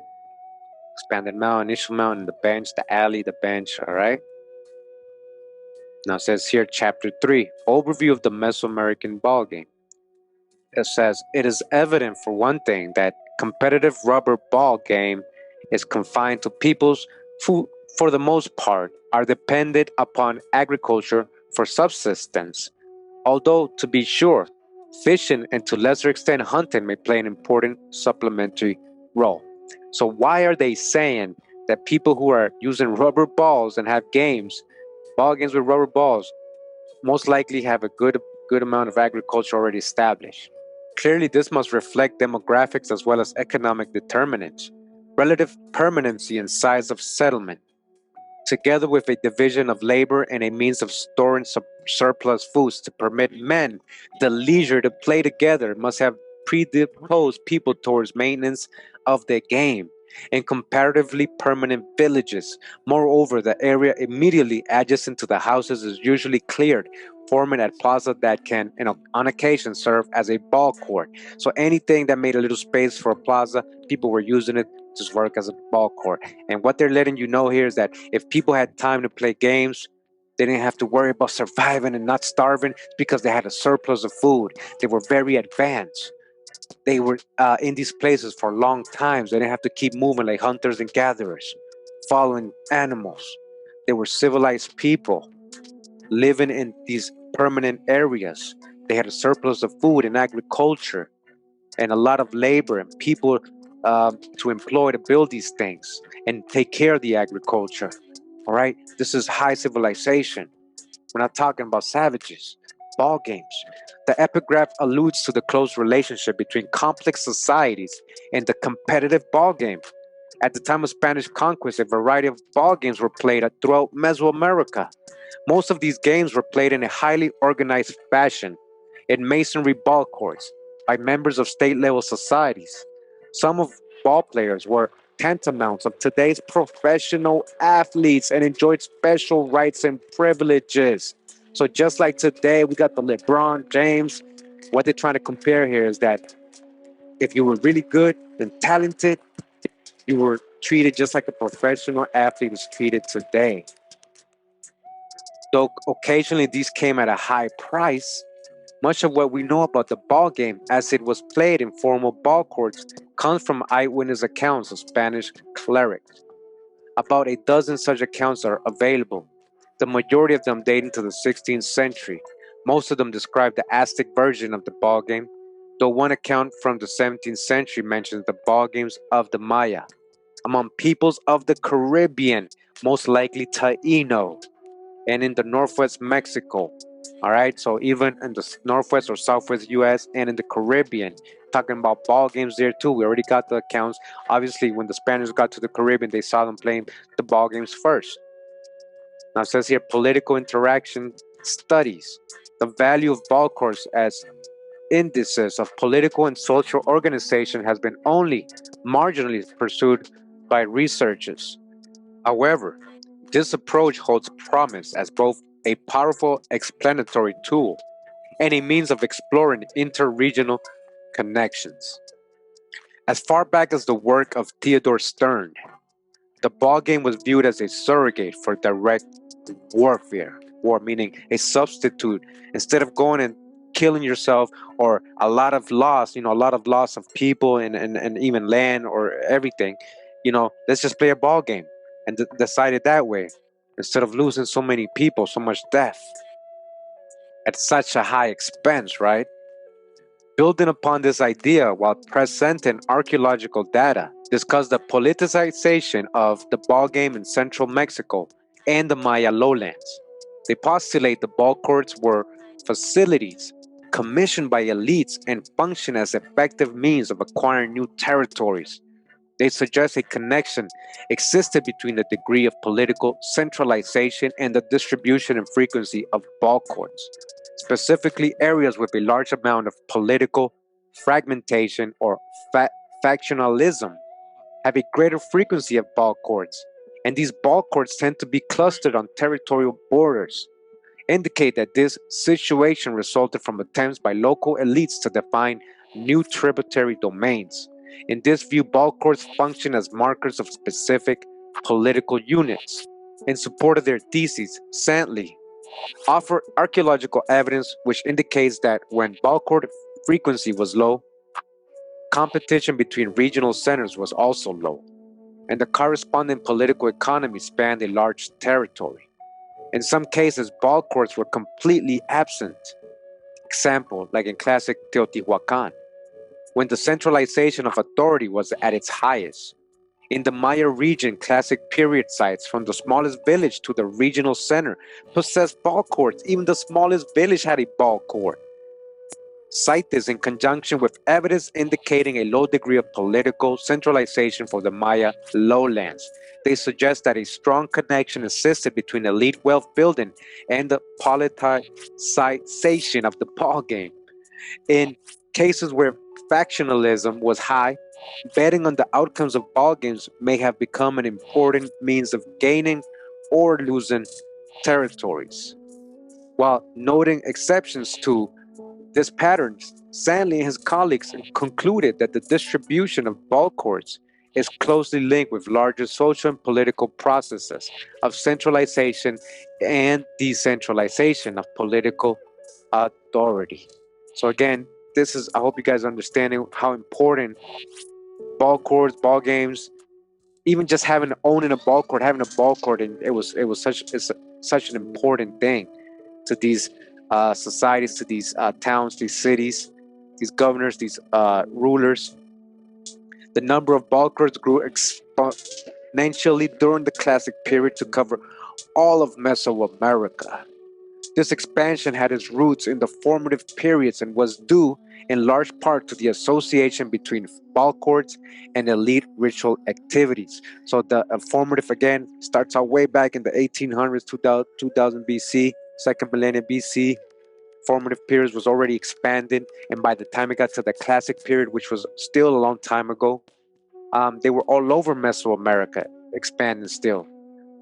The Classic period, as its name implies, saw the rise of great traditions of Mesoamerica. This period is marked by urban growth, empire building, large-scale specialized economies, and dynastic rule. By this time, ball courts were entirely masonry structures, with the exception of superstructures on top of the range mounds. Though most of these were also masonry constructions, ball courts were part of every major and most minor civic ceremonial complexes. Again, ball courts, they were very important. They were there in every major and most minor civic ceremonial complexes, again, with the exception of Teotihuacan. It says Taladori, in his comprehensive survey, recorded over 318 ball courts for the Classic period in Mesoamerica. That's only the ones he found. Stylistic diversity of ball courts is evidenced by the number of types defined by Talidori and others who have attempted to analyze the diversity of forms. There was different kinds of ball courts, different kinds. However, the characteristic I shape became the dominant form. During this time, regional ball court traditions, as might be expected, developed among the lowland and highland Maya, Zapotec, Oaxaca, Huastec, Gulf Coast, Western Mexican, and U.S. Southwest regions. All right, it developed amongst all these people. If the classic period marked the crystallization of the Mesoamerican ball court, the post-classic period from AD 900 to 1520 ushered in a new age of monuments to the ball game itself. Massive ball courts were constructed at Chichen Itza, Tula, and Xochicalco. Among other sites, more ball courts were built in highland Guatemala than at any other time in the history of the Maya, with practically every site having one. Ball courts are found as far away as the Antilles in the Caribbean and the American Southwest. Ball courts and ball games were also recovered in written histories. Ball games were used to divine prophecies. Huge sums were wagered on the outcomes, with nobles sometimes betting all their property and privileges on one game. So you hear all this, what's going on, the importance of ball games and ball courts. The popularity of the game is accentuated by the fact that 16,000, again, rubber balls were sent as tribute each year to the Aztec capital of Tenochtitlan from the surrounding realm. Architectural additions during the post-classic period included Tenote rings or hoops. All right, rings or hoops mounted vertically on the lateral walls of the ball court. A ball court with a hoop and a ring. The narrow apertures of these goals imply that the ball underwent a corresponding decrease in size. A number of the Aztec codices from this time period depict opposing cosmological forces playing ball games. Some ball courts, notably those at Tula, possess semi-subterranean entrances used to enhance the ritual aspect of the game. All right, so we're getting into rubber in this article as well. And remember, we already got this on part one. It's just get it like it's the first time again. Correlate what we already know from a different scholarly article. And it says here rubber, a product as important today as electricity or telephones, was unknown to Europeans until after the conquest of the New World. As the first published reference to rubber and the Mesoamerican ball game illustrates, Europeans both awed and dumbfounded by its properties.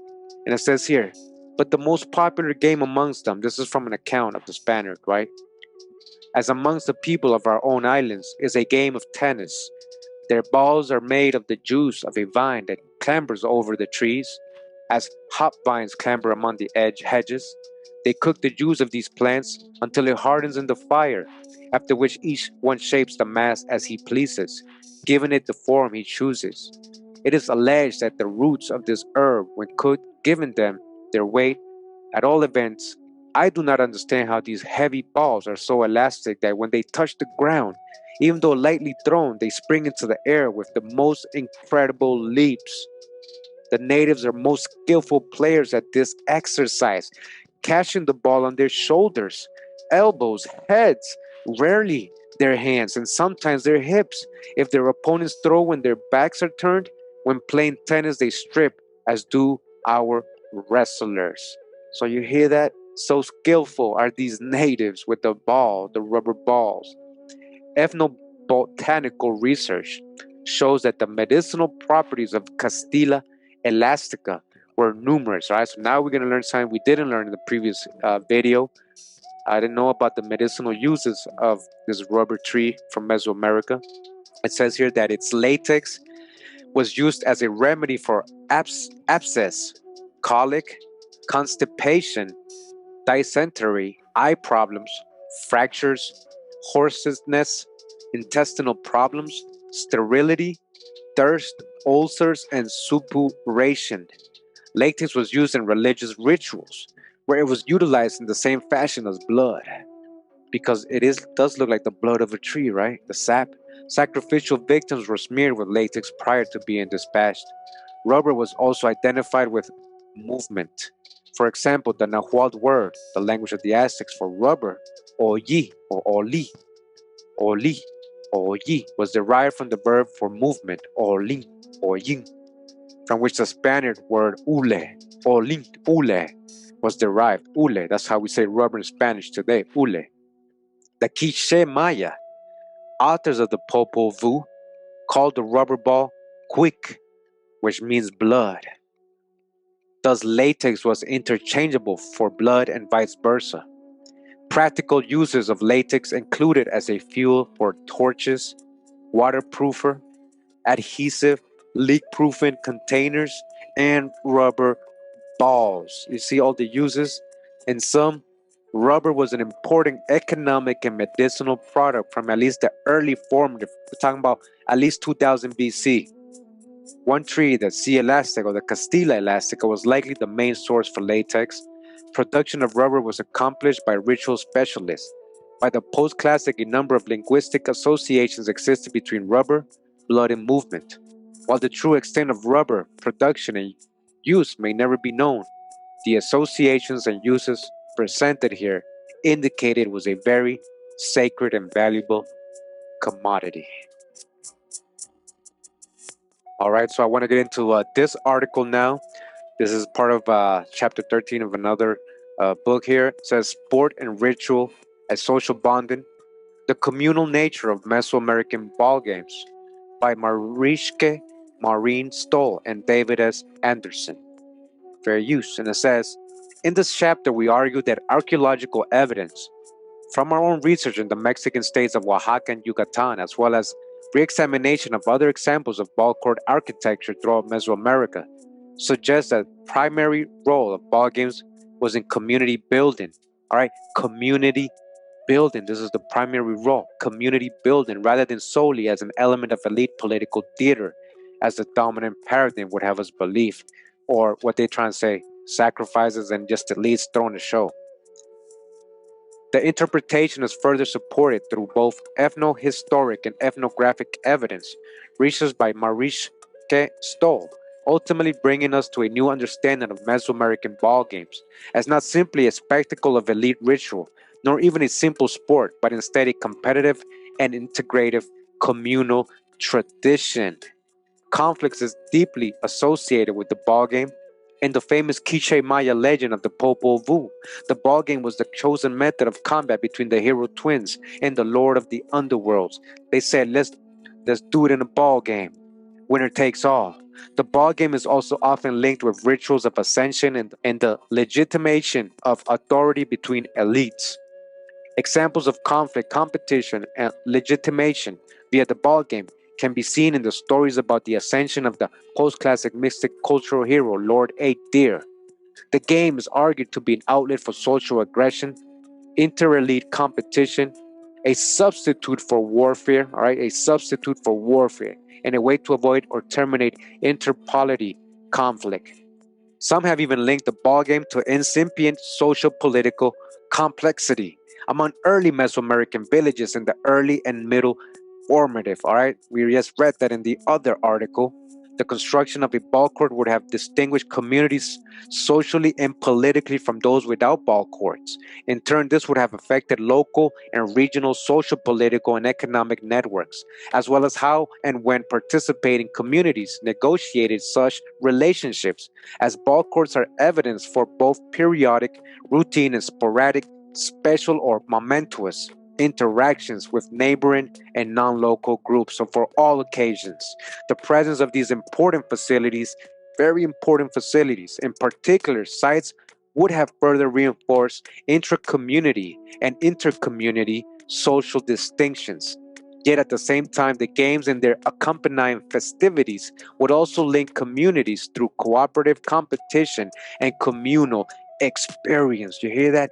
People got time to go to ball games, a high surplus of food, high civilization, a lot of jobs, a lot of people. All right, think about this. This is things they never told us. They didn't want us to think of the American indigenous people in this way. Western Mesoamerica, consisting of the Mexican states of Nayarit, Jalisco, Colima, and Michoacan, is another region with a strong but understudied ballgame tradition. Current evidence suggests the games here were also more communal or socially integrative rather than strictly elite practices. While formalized ball courts are not common, ball player figurines dressed in typical protective gear are abundant. Game equipment, which included both large and small rubber balls, long or short sticks, bats, and paddles, indicates that a variety of different types of ball games were played, right? Different types of ball games, unique to the West Mexican tradition. There are also the modeled ball courts that show games in progress. These ceramic models depict eye-shaped ball courts with more or less vertical walls and side benches, surrounded by 2 to 4 steep structures. Incredibly, spectators are shown seated on these structures and include men and women, musicians, embracing lovers, and even umpires. Even umpires. Are you listening to this? Two opposing teams of 2 or 3 ball players are on court, some wearing gloves, shin straps, helmets, or conical bills, with anywhere from 1 to 4 balls in play. The generally populist nature of these figurine models clearly shows games as celebratory communal traditions rather than an elite dominated or controlled activity. So everybody was doing it. It wasn't just the elites. People just randomly, people in their little towns, even poor people, commoners, they had their ball games and their ball courts. The notion that the ball game and thus ball courts are uniquely associated with the social elite and political propaganda is perhaps best known from classic Maya iconography and archaeology. In fact, the idea that ball courts are only found at Maya political centers is well enshrined in the Sumeri literature. And yet, many examples to the contrary have been documented. Several regional surveys have encountered networks of classic Maya ball courts, not unlike those discussed above in formative Northwest Yucatan and post classic Oaxaca. All right. A survey conducted of the settlements surrounding the classic period city of Quirigua, Guatemala, documented over 20 peripheral sites that included ball courts just in that area in Guatemala. Architecture demonstrating a notable amount of interest in the game outside of the polity capital. So it wasn't even in the capital. They had in all these little towns, there was over 20 ball courts in just this area of Guatemala. Study of classic period ball courts from the upper Grijalba Basin in Chiapas recorded numerous examples of ball courts at not only primary centers, but also at majority of secondary centers. Again, suggesting a broad base of communities and social status, groups that had access to the ball game. Recent survey work in the Three Rivers region of Belize has further documented the presence of ball courts at sites of all sizes. Ball courts everywhere in Belize too, suggesting to the surveyors that the ball game contributed to the integration of local communities. Finally, a small network of 3 ball courts has been documented at sites in the hinterland surrounding the early classic settlement of Chunchukmil. Beyond these classic Maya ball courts networks, additional examples of ball courts have been found at small, isolated classic period settlements such as Trinidad de los Nosotros, Guatemala, and Santa Teresa, Yucatan. While the classic Maya elite had an undeniable interest in the ball game, they also clearly did not control all expressions of the game. Maya communities throughout the social political hierarchy played ball games. Again, everybody was playing ball games, all right, for many different reasons, and it's very important. So, what's the conclusion? We find the archaeological and ethnographic evidence support our claim that the Mesoamerican ballgame held a community building role. New data from regional surveys in both Yucatan and Oaxaca provide us with a wealth of evidence suggesting that all community members had a stake in ball games and the rituals that accompanied them.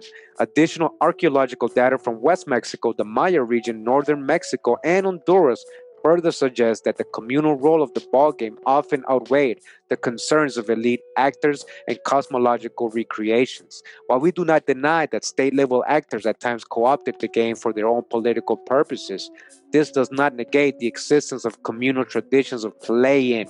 People actually played. Instead, it underscores the existence of such traditions If common Mesoamericans had no interest in the ball game, then the use of the game in political propaganda would have had little effect.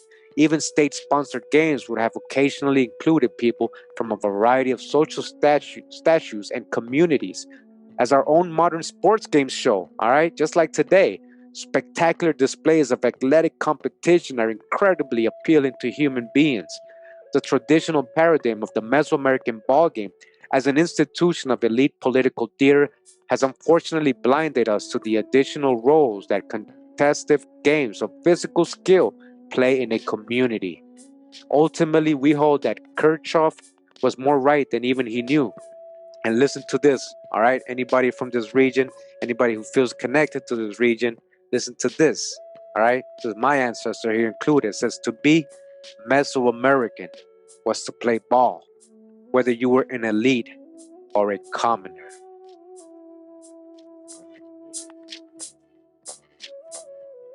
All right, so I want to read this other article right here, very interesting for all the Caribbean people. It says here the origin and development of the Caribbean ball and dance court. Birgit Faber Morse says an abstract says the Caribbean ball game was first observed by the Spanish conquistadors and chroniclers on the island of Hispaniola and subsequently in Puerto Rico. It was the Tainan custom that evoked the greatest interest among them. They were amazed by its sporting and ceremonial features. This paper will summarize the ethno-historical sources which bear witness to the similarities between the Tainan ball game and the ones in Mesoamerican and South America.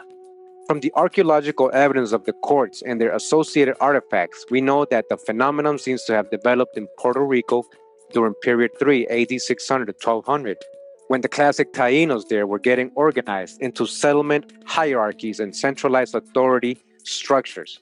From there, it spread west and east during period 4, AD 1200 to 1500, covering most of the classic Taino area by the time Columbus' arrival. So it says here, introduction, the conquistadors first observed the Caribbean ball game being played by the natives of Hispaniola and subsequently in Puerto Rico. It was a Taino custom that evoked great interest among them. They were amazed by both its sporting and ceremonial features and by the rubber of which the balls was made, which was then unknown in Europe. Again, rubber balls. The early Spanish chroniclers, especially Oviedo and Las Casas, have described where and how the game was played among the natives in Hispaniola and Puerto Rico. I will first summarize the ethno-historical sources which bear witness to the similarities between the Taino ball game and the ones played in Mesoamerica and in South America. Now, it says here ethno-historical sources. Las Casas had the opportunity before leaving Spain for the New World to see a rubber ball that Columbus had brought back with him second voyage, and he was very impressed by its remarkable resilience. Later, after having lived for several years in the island, he mentioned the tabanuco trees growing in the Hispaniola mountain forest, from which latex rubber was obtained. So this is a whole other tree. You see, we got so much rubber here all over the place. Las Casas writes that in Hispaniola, the game was played on a clean, swept clearing, which was usually rectangular, about 3 times longer than wide, and fenced by low mounds. All right, they had the mound walls. You hear that? On the longer sides. Oviedo tells us about the existence of enclosures called bates, enclosures, where the ball game and other ceremonies were carried out. They had their own ball courts.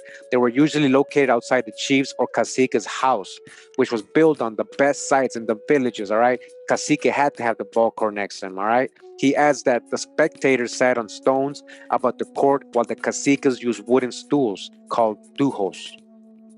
Both narrators mentioned that when the game began, the teams took their places on the court, which was divided in half by a line that no player could cross. Each team would have from 10 to 30 players. Both men and women participated, but teams normally comprised a single sex. The ball was so solid and heavy that if hit, it could split and sprain a hand, and also state that the ball was hit by the hips, shoulders, and other parts of the body, but never with the hands. The purpose was to keep the rubber ball bouncing. Points were lost if it rolled or went dead. Both Oviedo and Las Casas remarks have been extended to cover Hispaniola, Puerto Rico, Cuba, Jamaica, and the Bahamas. All those places, same ball court, same game. A French source from the early 17th century, Jean-Pierre Moreau, Moore also mentions the ball game being placed among the Carib Indians on Martinique in the Lesser Antilles. As the early explorers advanced to the mainland of South America and Mexico, they found the rubber ball game played in a way that they recognized from the Antilles. Further expansion into Central and South America brought forth variation of the game. In Mexico, the game and its players are described and illustrated in the pre-conquest codices like the Borgia and the Fejarvari Mayor, and later by the Quiche Maya and the Popol Vuh. The historians of the conquest like Duran and Sahagún noticed the importance of the game among the local population and compared it with the game they had observed in the greater Antilles. There was a relatively high development in the technology of rubber among the Indian tribes in the Amazon region of South America, and therefore it must have been a favorable environment for the development of the rubber ball. The ball game was played among the tribes who lived in the area, extending from northwestern Venezuela to the tropical zone in Bolivia and Paraguay. The most valuable account was given by Father Gumilla in his writing about life among the Otomacs living along the upper Orinoco River in Venezuela. Again, ball games, ball courts, all this stuff happening all over the Americas. All right, guys, understand that now? It was the Puerto Rican naturalist Agustin Stahl and the North American archaeologist J. Walter Feeks who first maintained that the archaeological remains of the batey and ceremonial plazas were associated with the pre-Columbian ball game. Since then, no scholar has disputed this identification, although there has been some discussions about the function of specific courts. Information about a large number of these courts was published during the late 30s in the New York Academy of Sciences Scientific Survey of Puerto Rico and the Virgin Islands by Raine, Mason, and Rose. Alegria has since been able to collect information about 80 bateys, about 80 ball courts. The most specialized and elaborate complex of ball and ceremonial courts was found at Caguana, Capa, Utuado in the mountainous interior of Puerto Rico. This site was originally excavated by Masson and later restored for the Institut de Cultura Puertorriqueña by Alegria. The Caguana complex centers around a large quadrangular court with a small oval plaza attached to one side, both of which are edged by stones. The sides of the large court are lined with limestone slabs and granite boulders, many of which are decorated with petroglyphs, and its ends are closed with stone pavements. These central structures have been identified as dance plazas. Surrounding these are 9 rectangular courts, some of which are all open-ended and others completely closed. They were probably used as ball courts, right? So a lot of these, we're getting a pattern here. I'm starting to notice what they're trying to say is that a lot of these older, or when they didn't want to acknowledge them as ball courts, they would call them dance plazas. During the original excavation of the site, Mason discovered the floors and posts of several large buildings, which he thought may have been houses or temples of an important cacique. Caguana yielded osteoid and Chichan ceramics dating from period 3, but they were probably used as ball courts, all right? I'm going to end it there. Basically, again, ball games and ball courts, rubber balls all over the Caribbean as well. Bye.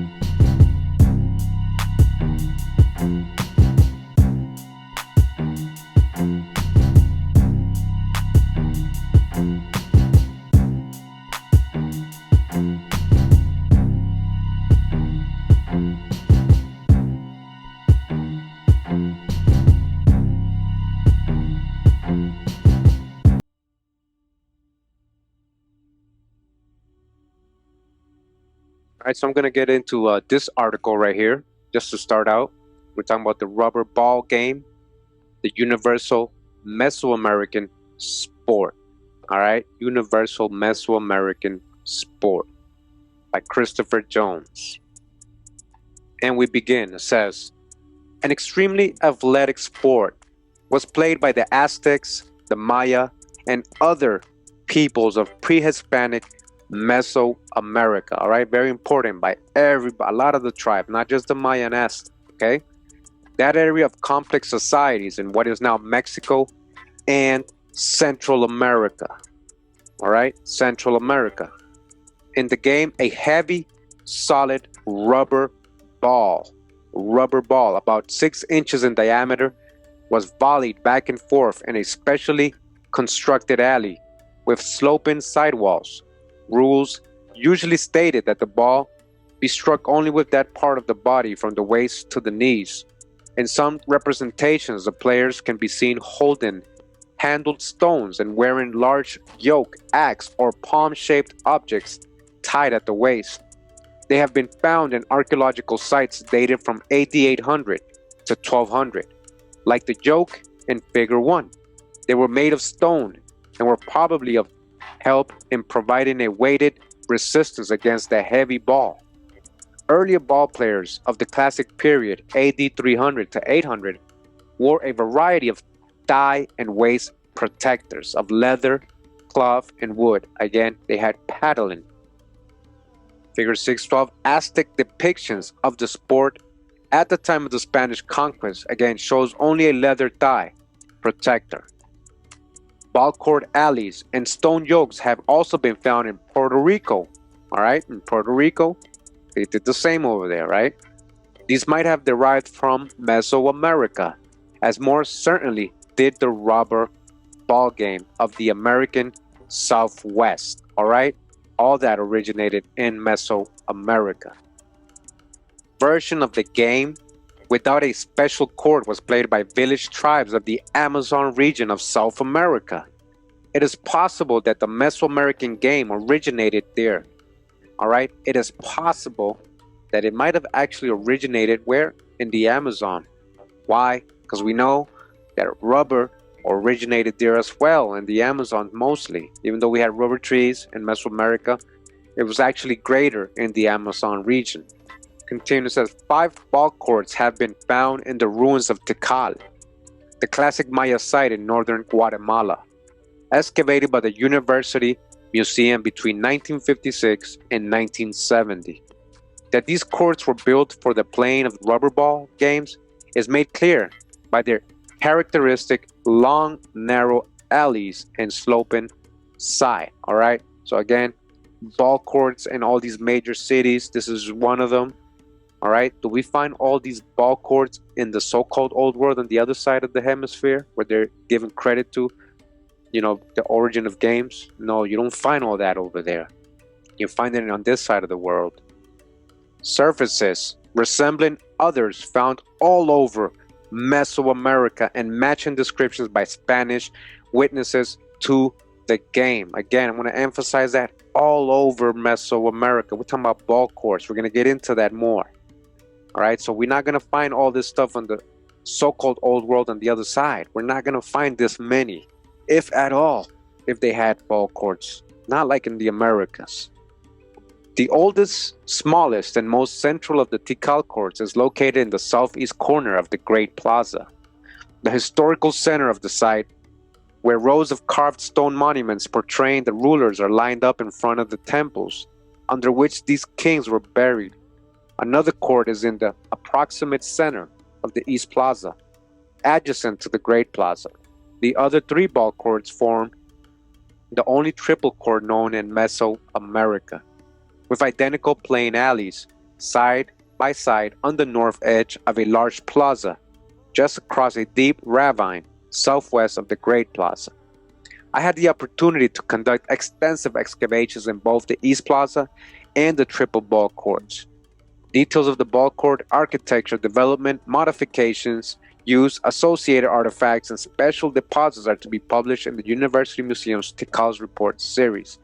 In this paper, I want to project some of the present knowledge about the game onto the archaeological data from Tikal in order to gain more of an idea of what the game might have meant for the people of the community. And it continues here, says the historical evidence. By far the fullest eyewitness account of the Mesoamerican ball game course comes to us from a manuscript by a 16th century Dominican friar, Diego Duran.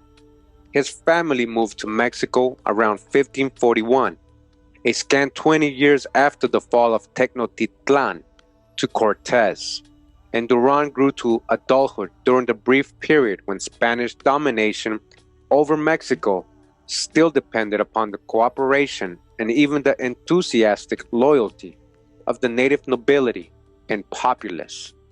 Aztec princes were made governors of the cities their fathers had ruled, and American and European youths studied Latin, Spanish, and Nahuatl, the language of the Aztecs, together in schools started by the clergy. In one of his accounts of Aztec life, recently translated into English, Father Duran relates many personal anecdotes about the old ways, among them a delightful account of the prevalent sport. All right, so we know Diego Duran. We've read from his books before on my Hebrew series and other videos I got. He tells the story of the Mexica people, how they followed their leader Meshi over to their promised land. All right, so make sure to get those videos, go back and watch those videos. Diego Duran is quoted a lot when it comes to accounts that he saw during his time there in the 1500s when he got to Mexico. So it is a primary source. And I just wanted to, I know it looks a little small now, but I wanted to show you the map here. And I guess they're listing some of the places that has ball courts or they played sports, all right? Palenque, Uxmal, Chichen Itza. We're going to get a video from Chichen Itza. Thanks to Opemija for the video that he went there personally to film himself. He went over there. Much love to you, Opemija. Continuing, it says here, an eyewitness account. It was a highly entertaining game, an amusement for the people, especially for those who held it to be a pastime or entertainment. All right, it wasn't always about sacrificial killing. It was actually also a pastime and very entertainment. All right, just like it is today. Among them, there were those who played it with such skill, all right? Who got skill today and cunning that in 1 hour the ball did not stop bouncing from one end to the other without a miss. The players using only their buttocks and knees, never touching it with a hand, foot, calf, or arm. Both teams were so alert in keeping the ball bouncing that it was amazing. If watching a handball game among Spaniards gives us such a pleasure and amazement on seeing the skill and lightness with which some play it, how much more are to be praised those who with such cunning trickery and nimbleness play it with their backsides or knees. All right, so imagine that. It was considered a foul to touch the ball. You can't touch, no hands, with the hand or any other part of the body except the parts I have mentioned, buttocks and knees. Though this demanding sport, excellent players were formed, and aside from being esteemed by the sovereigns, they were given notable dignities, were made intimates of the royal house and court, and were honored with special insignia. All right, so they're talking about their best skillful players were actually very famous, very popular, like today, like Michael Jordan and them, very skillful, LeBron James, in football, all that, right? Like these were celebrities back then, and they got honored by the royal families. Many a time have I seen this game played, and to find out why the elders still extol it, I asked them to play it in the ancient way. But the most important factor was lacking, namely the enclosure where the contest took place, within which it was played, and the rings through which they cast and passed the ball. And it was foolish insistence of mine to try to see today something which existed in ancient times as different as the real thing from a picture, so that we can understand its form and begin to appreciate the skill and dexterity with which this game was played, it must be noted that the ball courts existed in all the illustrious, civilized, and powerful cities and towns, and those ruled by either the community or the lords, the latter stressing the game inordinately. All right, again, let me repeat that. It existed in all the civilized and powerful cities and towns. Every powerful city, every town, what had ball courts. They played ball games. You hearing that? Why do Americans dominate most sports today, especially rubber ball games? Talking about basketball, football, right? Soccer, Brazil, right? Who dominates? A regular competition existed between the two types of communities. The ball courts were enclosed with ornate and handsomely carved walls. The interior floor was of stucco, finely polished and decorated, with figures of the god and demons to whom the game was dedicated and whom the players held to be their patrons in that sport. These ball courts were larger in some places than in others. They were built in the shape that can be seen in the illustration, narrow in the middle and wide at the ends. The corners were built on purpose so that if the player's ball fell into one, it was lost and was considered a foul. The height of the wall was anywhere between 8 and 11 feet high, running all around the court. Because of the heathen custom around the wall were planted wild palms or trees which give red seeds, whose wood is soft and light. Crucifixes and carved images are made of it today. The surrounding walls were adorned with merlins or stone statues, all spaced out. These places became filled to bursting when there was a game of all the lords, when warlike activities ceased, owing to truces or other causes, thus permitting the game. So when they were in war or in times of war, this is what they were doing for their pastime, all right, playing games. The ball courts were anywhere between 100, 150, and 200 feet long, and the square corners were served as ends or goals. A great number of players stood on guard to see that the ball did not penetrate. The main player stood in the center, facing the ball, and so did the opponents, since the game was carried out similarly to the way they fought in battle or in special contests. All right, we're going to see this as a pattern, and a lot of the times we're going to read later on, we're going to keep learning. I'm going to tell you ahead of what we're going to learn is that a lot of the times they use these sports and games to train for war, to get ready, to prepare, to be fit, to be agile, to be quick. All right, in the middle of the walls of this enclosure were fixed two stones facing one another, and each had a hole in the center. Each hole was surrounded by a carved image of the deity of the game. Its face was that of a monkey. One team put the ball through the hole of the stone on one side, while the other side was used by the other team. The first to pass this ball through the hole won the prize. These stones also served as a division, for between them, on the floor, was a black or green stripe. This was done with a certain herb, and no other, which is a sign of pagan belief. All right, now remember, we're getting Duran's account, we're getting someone else's perspective of what they saying. So they're going to call gods and demons, right? And then they're going to say things like signs of pagan belief. All right, so we're going to touch all the hijack.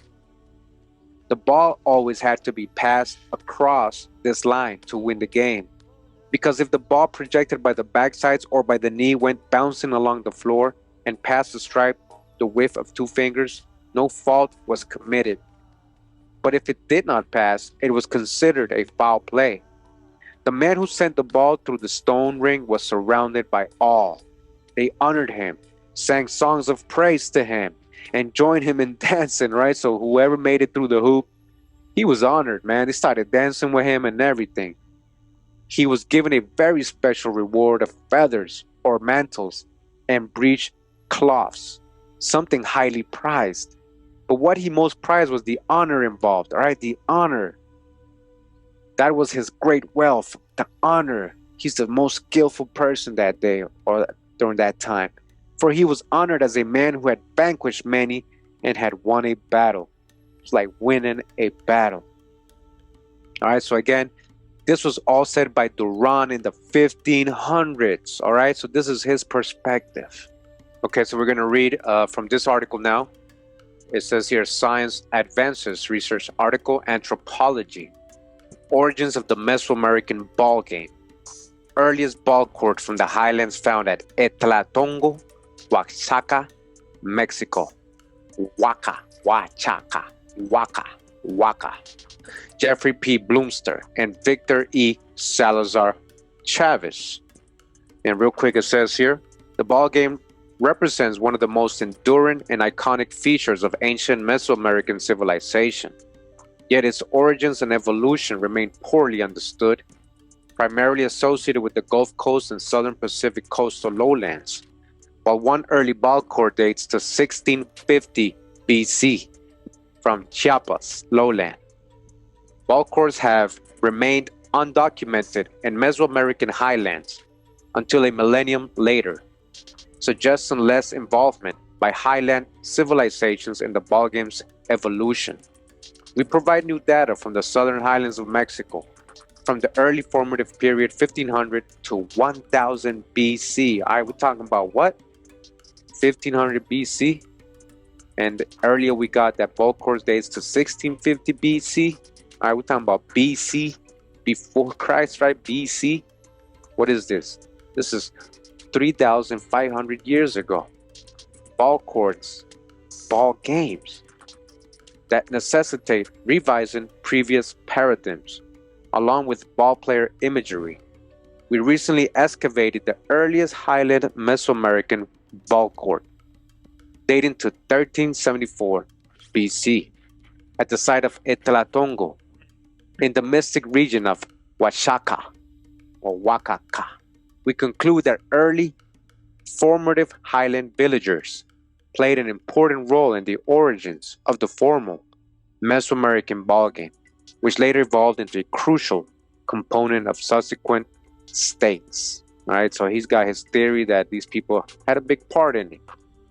And it says here, introduction. The rubber ball game is one of the most fundamental features of ancient Mesoamerica, a pre-Columbian cultural region encompassing Guatemala, Belize, most of Mexico, and western Honduras, El Salvador.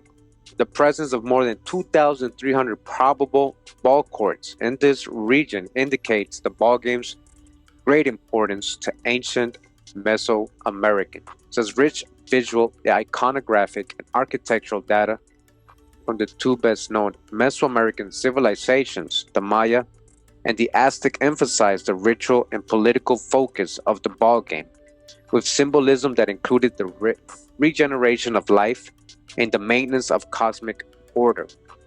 The origin narratives of the Maya, as codified in the Popol Vuh, implicate the ball game as part of a contest between heroic mortals and underworld deities in the creation of the universe. All right, you hear that? It has a meaning and a foundation. Sports or ball games, ball courts. It's not just something that was made up for fun.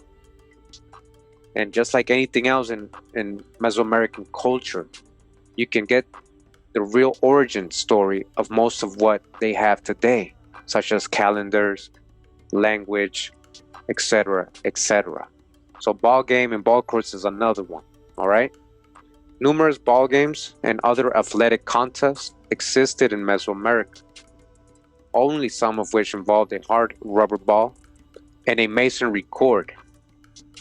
But most Mesoamerican societies had various concurrent games, each, such as the stickball game, with their own developmental trajectories. We focus only on one.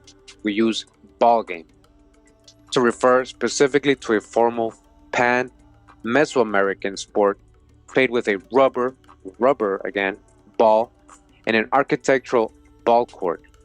Players hitting the ball with their hips rather than hands. The architectural component of the ball game corresponds with the development of a more structured version of the game. While many informal and formal games were played within and beyond an architectonic setting, the hip ball game has been interpreted as the only version that generally required a formal court and is the version that appears most frequently in imagery, especially monumental art placed in public spaces. Basic architectural features shared by all ball courts, minimally an alley enclosed by two parallel lateral walls or mounds, suggest a common substratum to at least one variant of the game.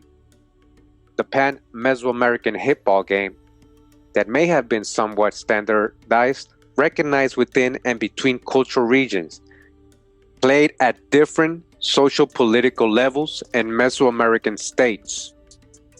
The great variety in which additional features were appended to these basic architectural elements also expresses local and temporal diversity in practice, reinforcing both the presence of multiple games and the multifunctional nature of ball courts, which served as loci for community-based rituals, politics, and feasts, in addition to athletic contests. All right, athletic contests.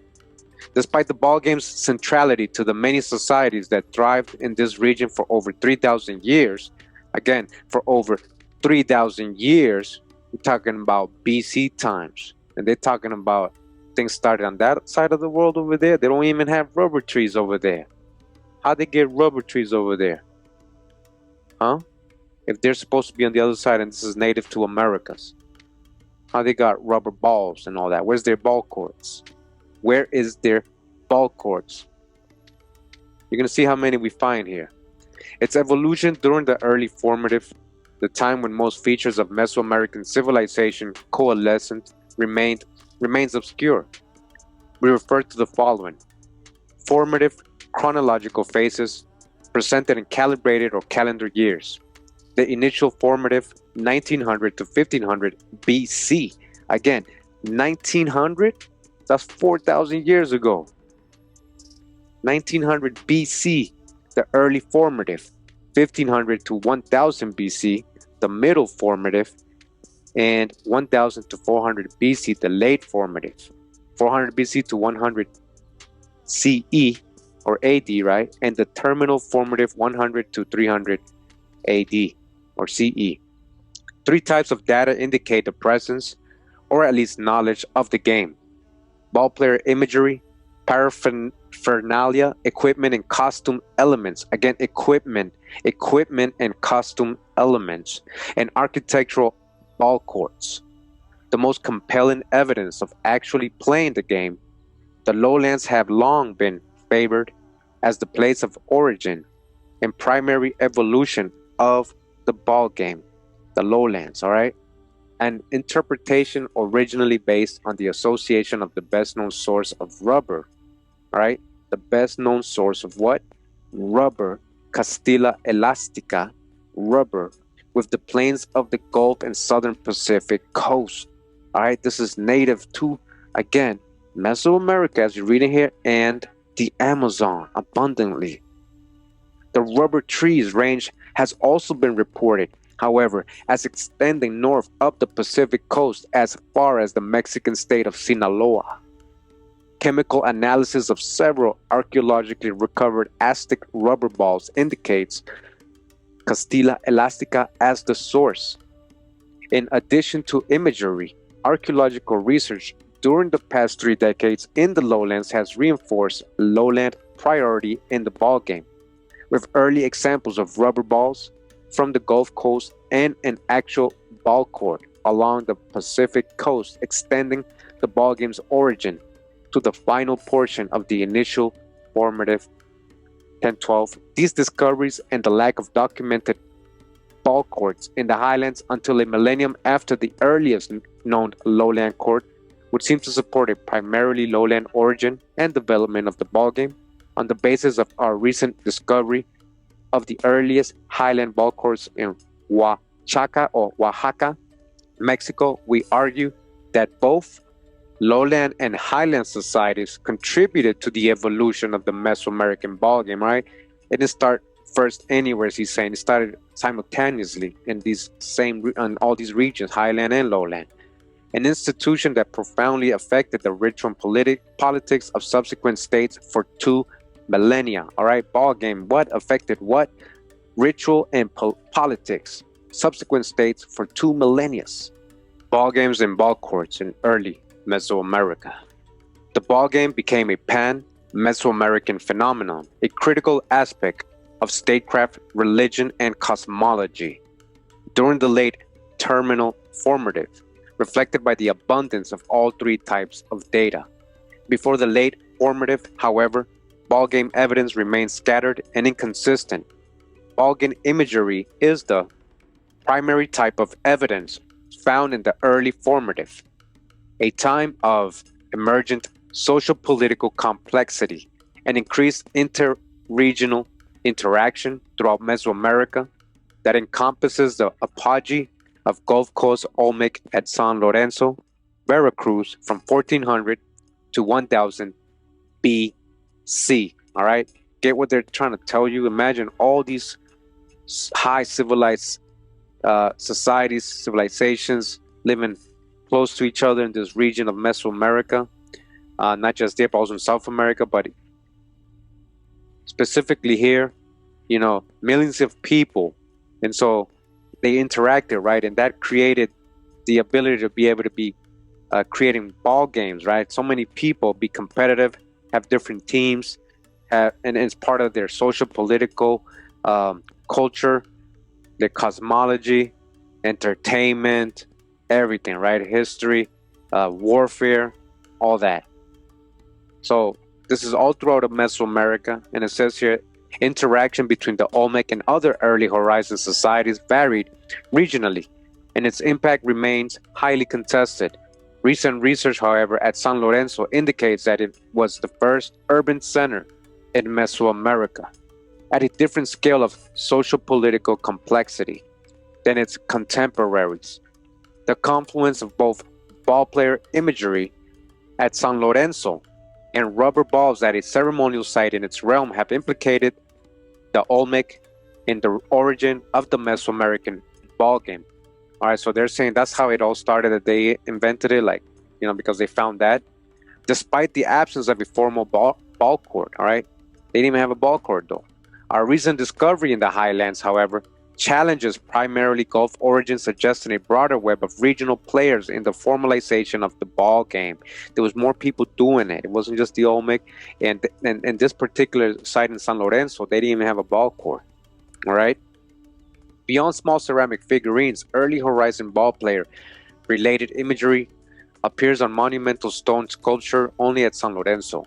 Monument 34 from that site depicts a half-kneeling male figure with a thick protective belt and loincloth, trunks and pectoral perishable arms, possibly of wood, could have been manipulated to possibly signal aspects of play, found north of San Lorenzo's plateau.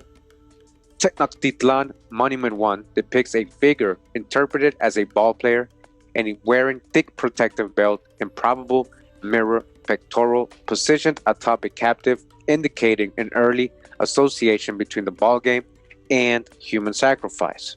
In addition, some scholars interpret the multi-ton Olmec colossal heads at San Lorenzo and later Olmec sites as ball player related because of their headgear.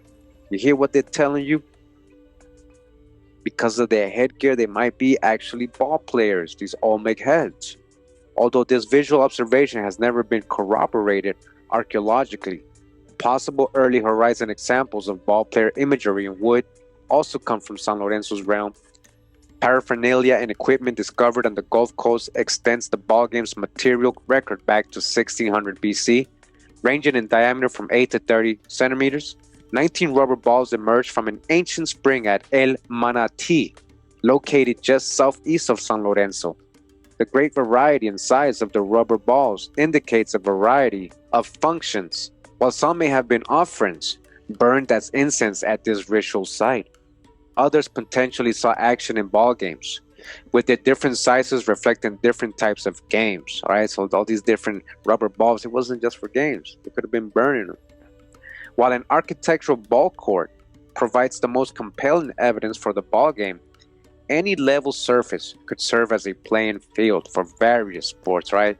Even if they didn't have ball courts, doesn't mean they weren't playing other sports in other parts of their town. The Aztecs played games both in open fields and in masonry courts. All right? Open fields and masonry courts, which were primarily restricted to large centers, indicating a hierarchy in the setting of games and associated architecture. Athletic activities and/or dancing have been proposed in flat open spaces as far back as before 7000 BC, based on two parallel rows of boulders at Gilxi in the valley of Oaxaca, located close to modern ground surface. Questions remain about this space, which is also interpreted as a street or empty space between houses. Many features of the Mesoamerican ballgame first developed in less structured contexts, associated with both more consistent and widely shared rules and increasing social-political complexity. Formal ball courts both reinforce leaders' authority while integrating communities. As opposed to games played in open fields, formal ball courts also impose more restrictions on viewership. All right, special privileges to be on the stands. They're saying, you get what I'm saying? So in the fields, anybody can go see, but it wasn't just anybody that can go to the ball courts, right? They get filled up, and then it gets to the point where you can't see because it's in the ball court, it's inside. All right, so there's special restrictions, right, from viewership. Thus, discovering the origins of the ball court underlies understanding the ball game's evolution as a crucial social-political institution of later Mesoamerican states. Discovered in the coastal lowlands of southern Chiapas, the earliest formal ball court was built around 1650 BC, 3,000, almost 4,000 years ago. All right, at Paso de la Amada. You hear this? A regional ceremonial center with a core of public space largely abandoned before the early horizon, located at a right angle to one of several mounds interpreted as platforms for the residences of lineage leaders. The ball court appears to be the center's only non-residential structure. Its long axis is 39 degrees east of true north. Excavations exposed nearly 10% of the ball court, composed of two narrow parallel lateral mounts, averaging 75.9 meters in length, defining a 6.8 meter wide alley or playing field with low benches extending from the lateral mounts to the alley. The ball court was open at both ends and made of compacted earth, not stone, and estimated to have been about 3 meters high with a total width of 21.5 meters. It says here results. We challenge the lowland paradigm by providing evidence that the earliest highland ball court dates to the early formative, nearly a millennium earlier than any previous highland architectural data, and just over 2 centuries after the Paso de la Amada court. We contribute 2 types of ball game data recently excavated at Etlatongo, remains of 2 formal superimposed architectural ball courts and associated ball player ceramic figurines, stratigraphy, ceramic artifacts, and an assay of 11 carbon samples support the dating of the ball court. Early formative Etlatongo and its ball courts, located in the Nochistlan Valley of the Mixteca Alta, Oaxaca. The site of Etlatongo was the focus of substantial excavations from 2015 to 2017. All right, this is recent, right? We're in 2020, right? By the formative Etlatongo project, lacking any primary evidence of an occupation earlier in the early formative. Etlatongo became a 26-ha early horizon regional center with at least one area of public space, Mount 11, and several areas of probable higher status domestic occupations to its north and east.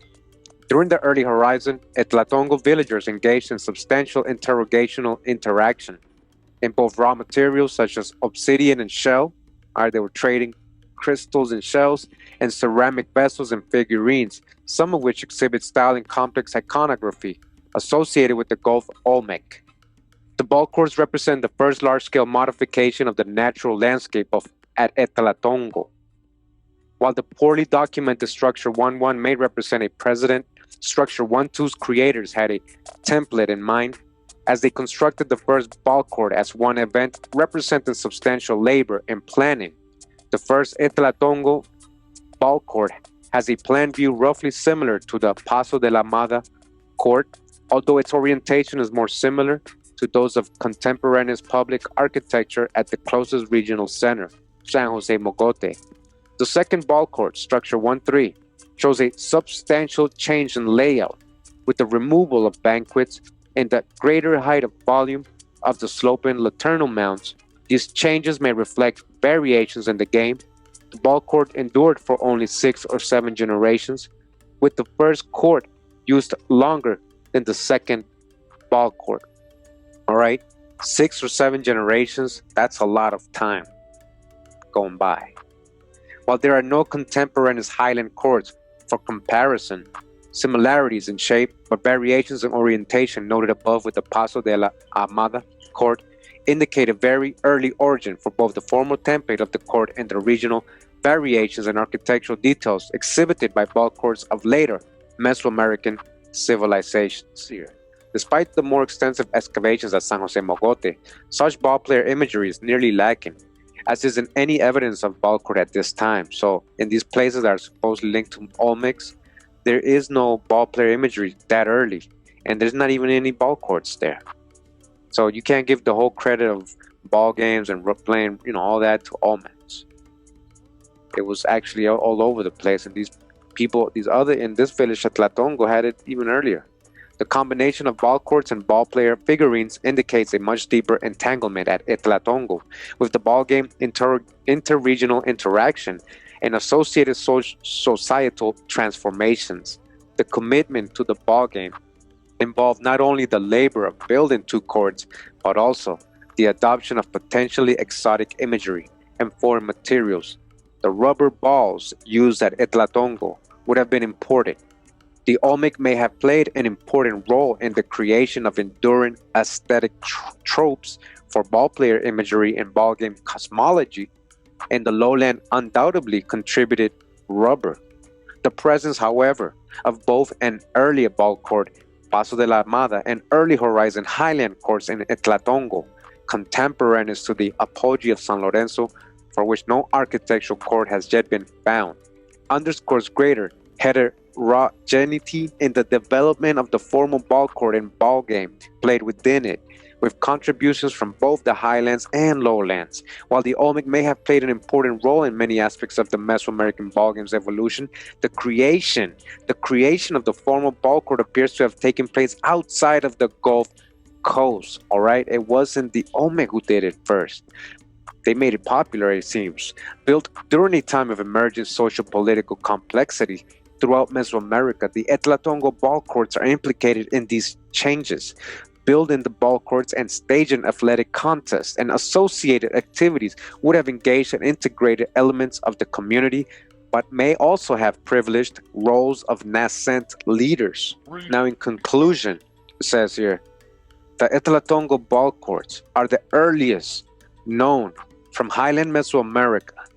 The first court, constructed between 1443 and 1305 BC, is 800 years older than are those from the central Mexican highland and over 1,000 years earlier than any ball court in Oaxaca. Rather than early ballgame evidence being primarily associated with the lowlands, our results show that highland villagers participated in ballgames marked by formal ball courts during the early formative and were important players in its origins and evolution, not the Olmecs, with architectural modifications from the earliest to latter of the 2 Etlatongo ball courts, perhaps associated with changes in the game. The construction of an architectural ball court represents both more formalized rules for the game and more complex social and regional interactions. The first highland ball court emerged during the early horizon, a time of increasing social political complexity and inter-regional interaction. We argue that ball courts provided an important venue that promoted increasing differentiation of leaders and promoted interaction between polities of different regions.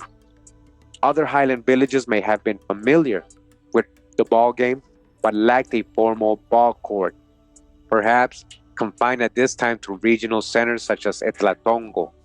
Ball game imagery materialized the increasing interaction among nascent leaders, some of whom at Etlatongo were depicted as Olmec-style ball players.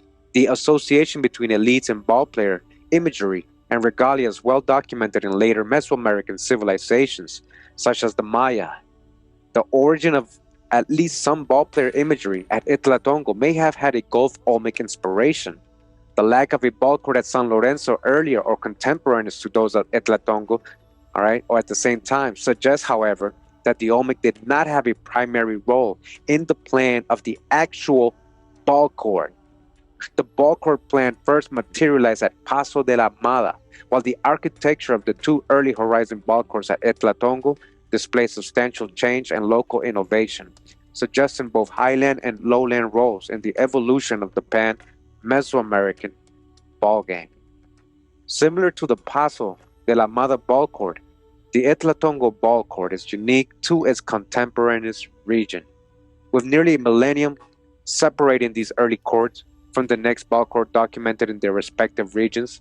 As ball courts in later Mesoamerican societies generally form part of a greater network of courts, we anticipate that the discovery of other contemporaneous ball courts in the highlands will further enrich our understanding of the Etlatongo courts in their larger Mesoamerican context. All right, so that was Dido talking about the various networks of other courts, competition. They travel into other courts and other courts come to them, right? Or other people, right? Other teams. All right, so, that was the article. This was a great one, letting us know that, it wasn't just the Olmec. People like to just generalize, give credit to the Olmec for like all this and everything. It's not like that. It doesn't work like that. I got more videos to show, that there's older people there in this region, So again, this was Science Advances, Origins of the Mesoamerican Ball Game, Earliest Ball Court from the Highlands, Etlatongo, Oaxaca, Mexico, by Jeffrey P. Bloomer and Victor E. Salazar Chavez. Remember, this is a very scholarly article and all the evidence that they went to do. Again, this is recent, 2017. All right, so ball courts everywhere, right? We've seen so many different ones. Again, here's one at Xochicalco. Xochicalco, look at that mountainous region, the highland. It made a part for the ball game. And another clay figure right here, Mesoamerican ball court. Just wanted to show that. See that? Ceramic sculpture from Western Mexican tomb showing players engaged in Mesoamerican ball game. So we read a little bit about ball courts being found in the Southwest U.S. So I wanted to just real quick show some of them. It says outdoor trail here.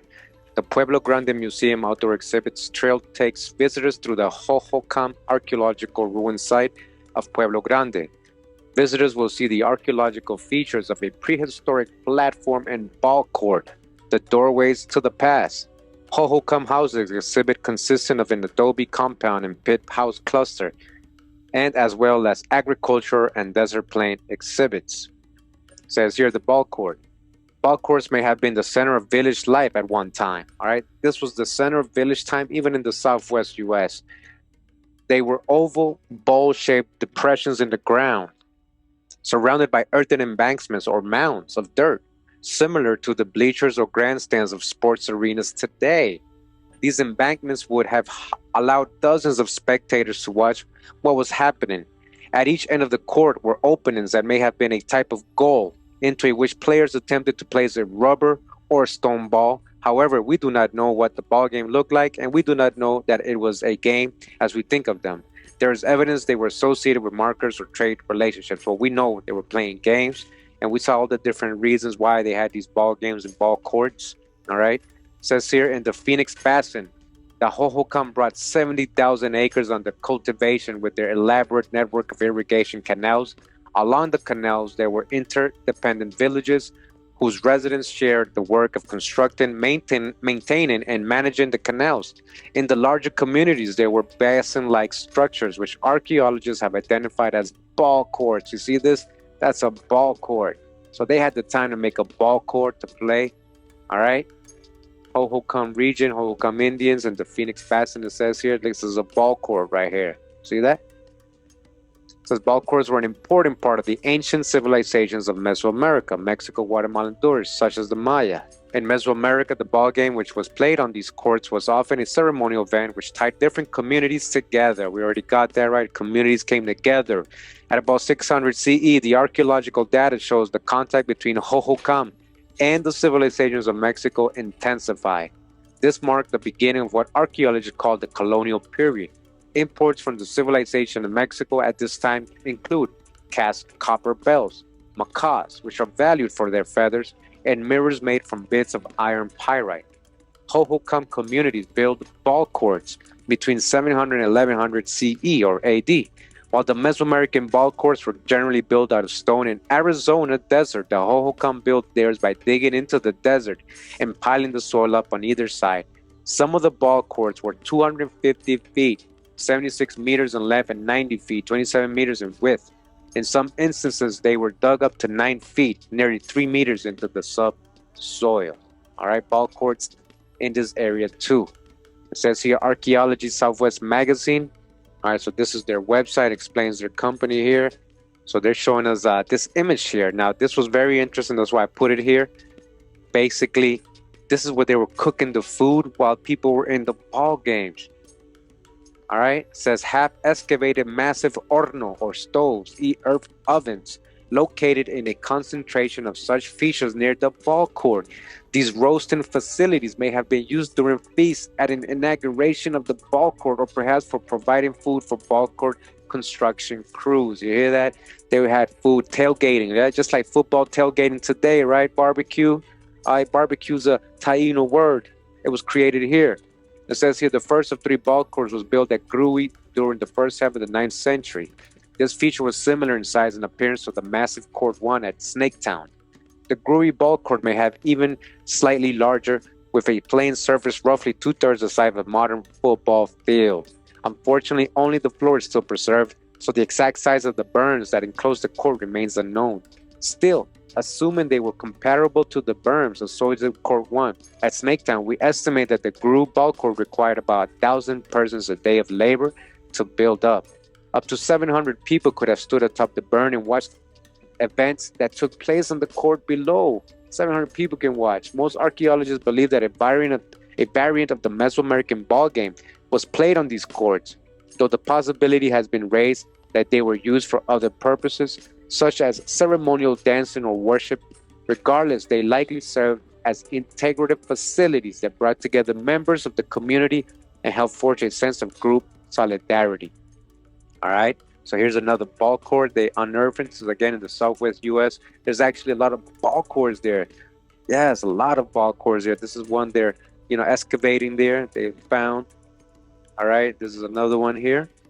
See that? Indent on the floor. That was a ball court. People would stand outside and watch. Ball court in the Southwest U.S. is top. Recent excavations in the Gruside ball court. All right, so the top is the Gruside ball court. Possibly the largest court ever built by the Hohokam.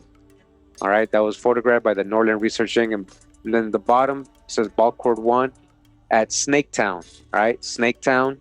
Half of the court was excavated in 1934, 1935, similar size and form to the excavated Gruy court. It provides an approximation of what the Gruy court may have looked like prior to modern land leveling. Photographed courtesy of the Arizona State Museum. And it says right here, for reasons that are still poorly known, the focus of the settlement began to shift from Gruy to Casa Grande in the last half of the 10th century. However, it was not until the second half of the 11th century, after the large ball court had fallen out of use, that the population of Gruy dropped sharply. A new ceremonial precinct with a new ball court was probably established in Casa Grande. So wherever the people went, the ball courts did too. And again, this is another one that says excavating the ball court. This is 1935. This is what they were talking about. What they were excavating. Ball courts all over the southern U.S. as well.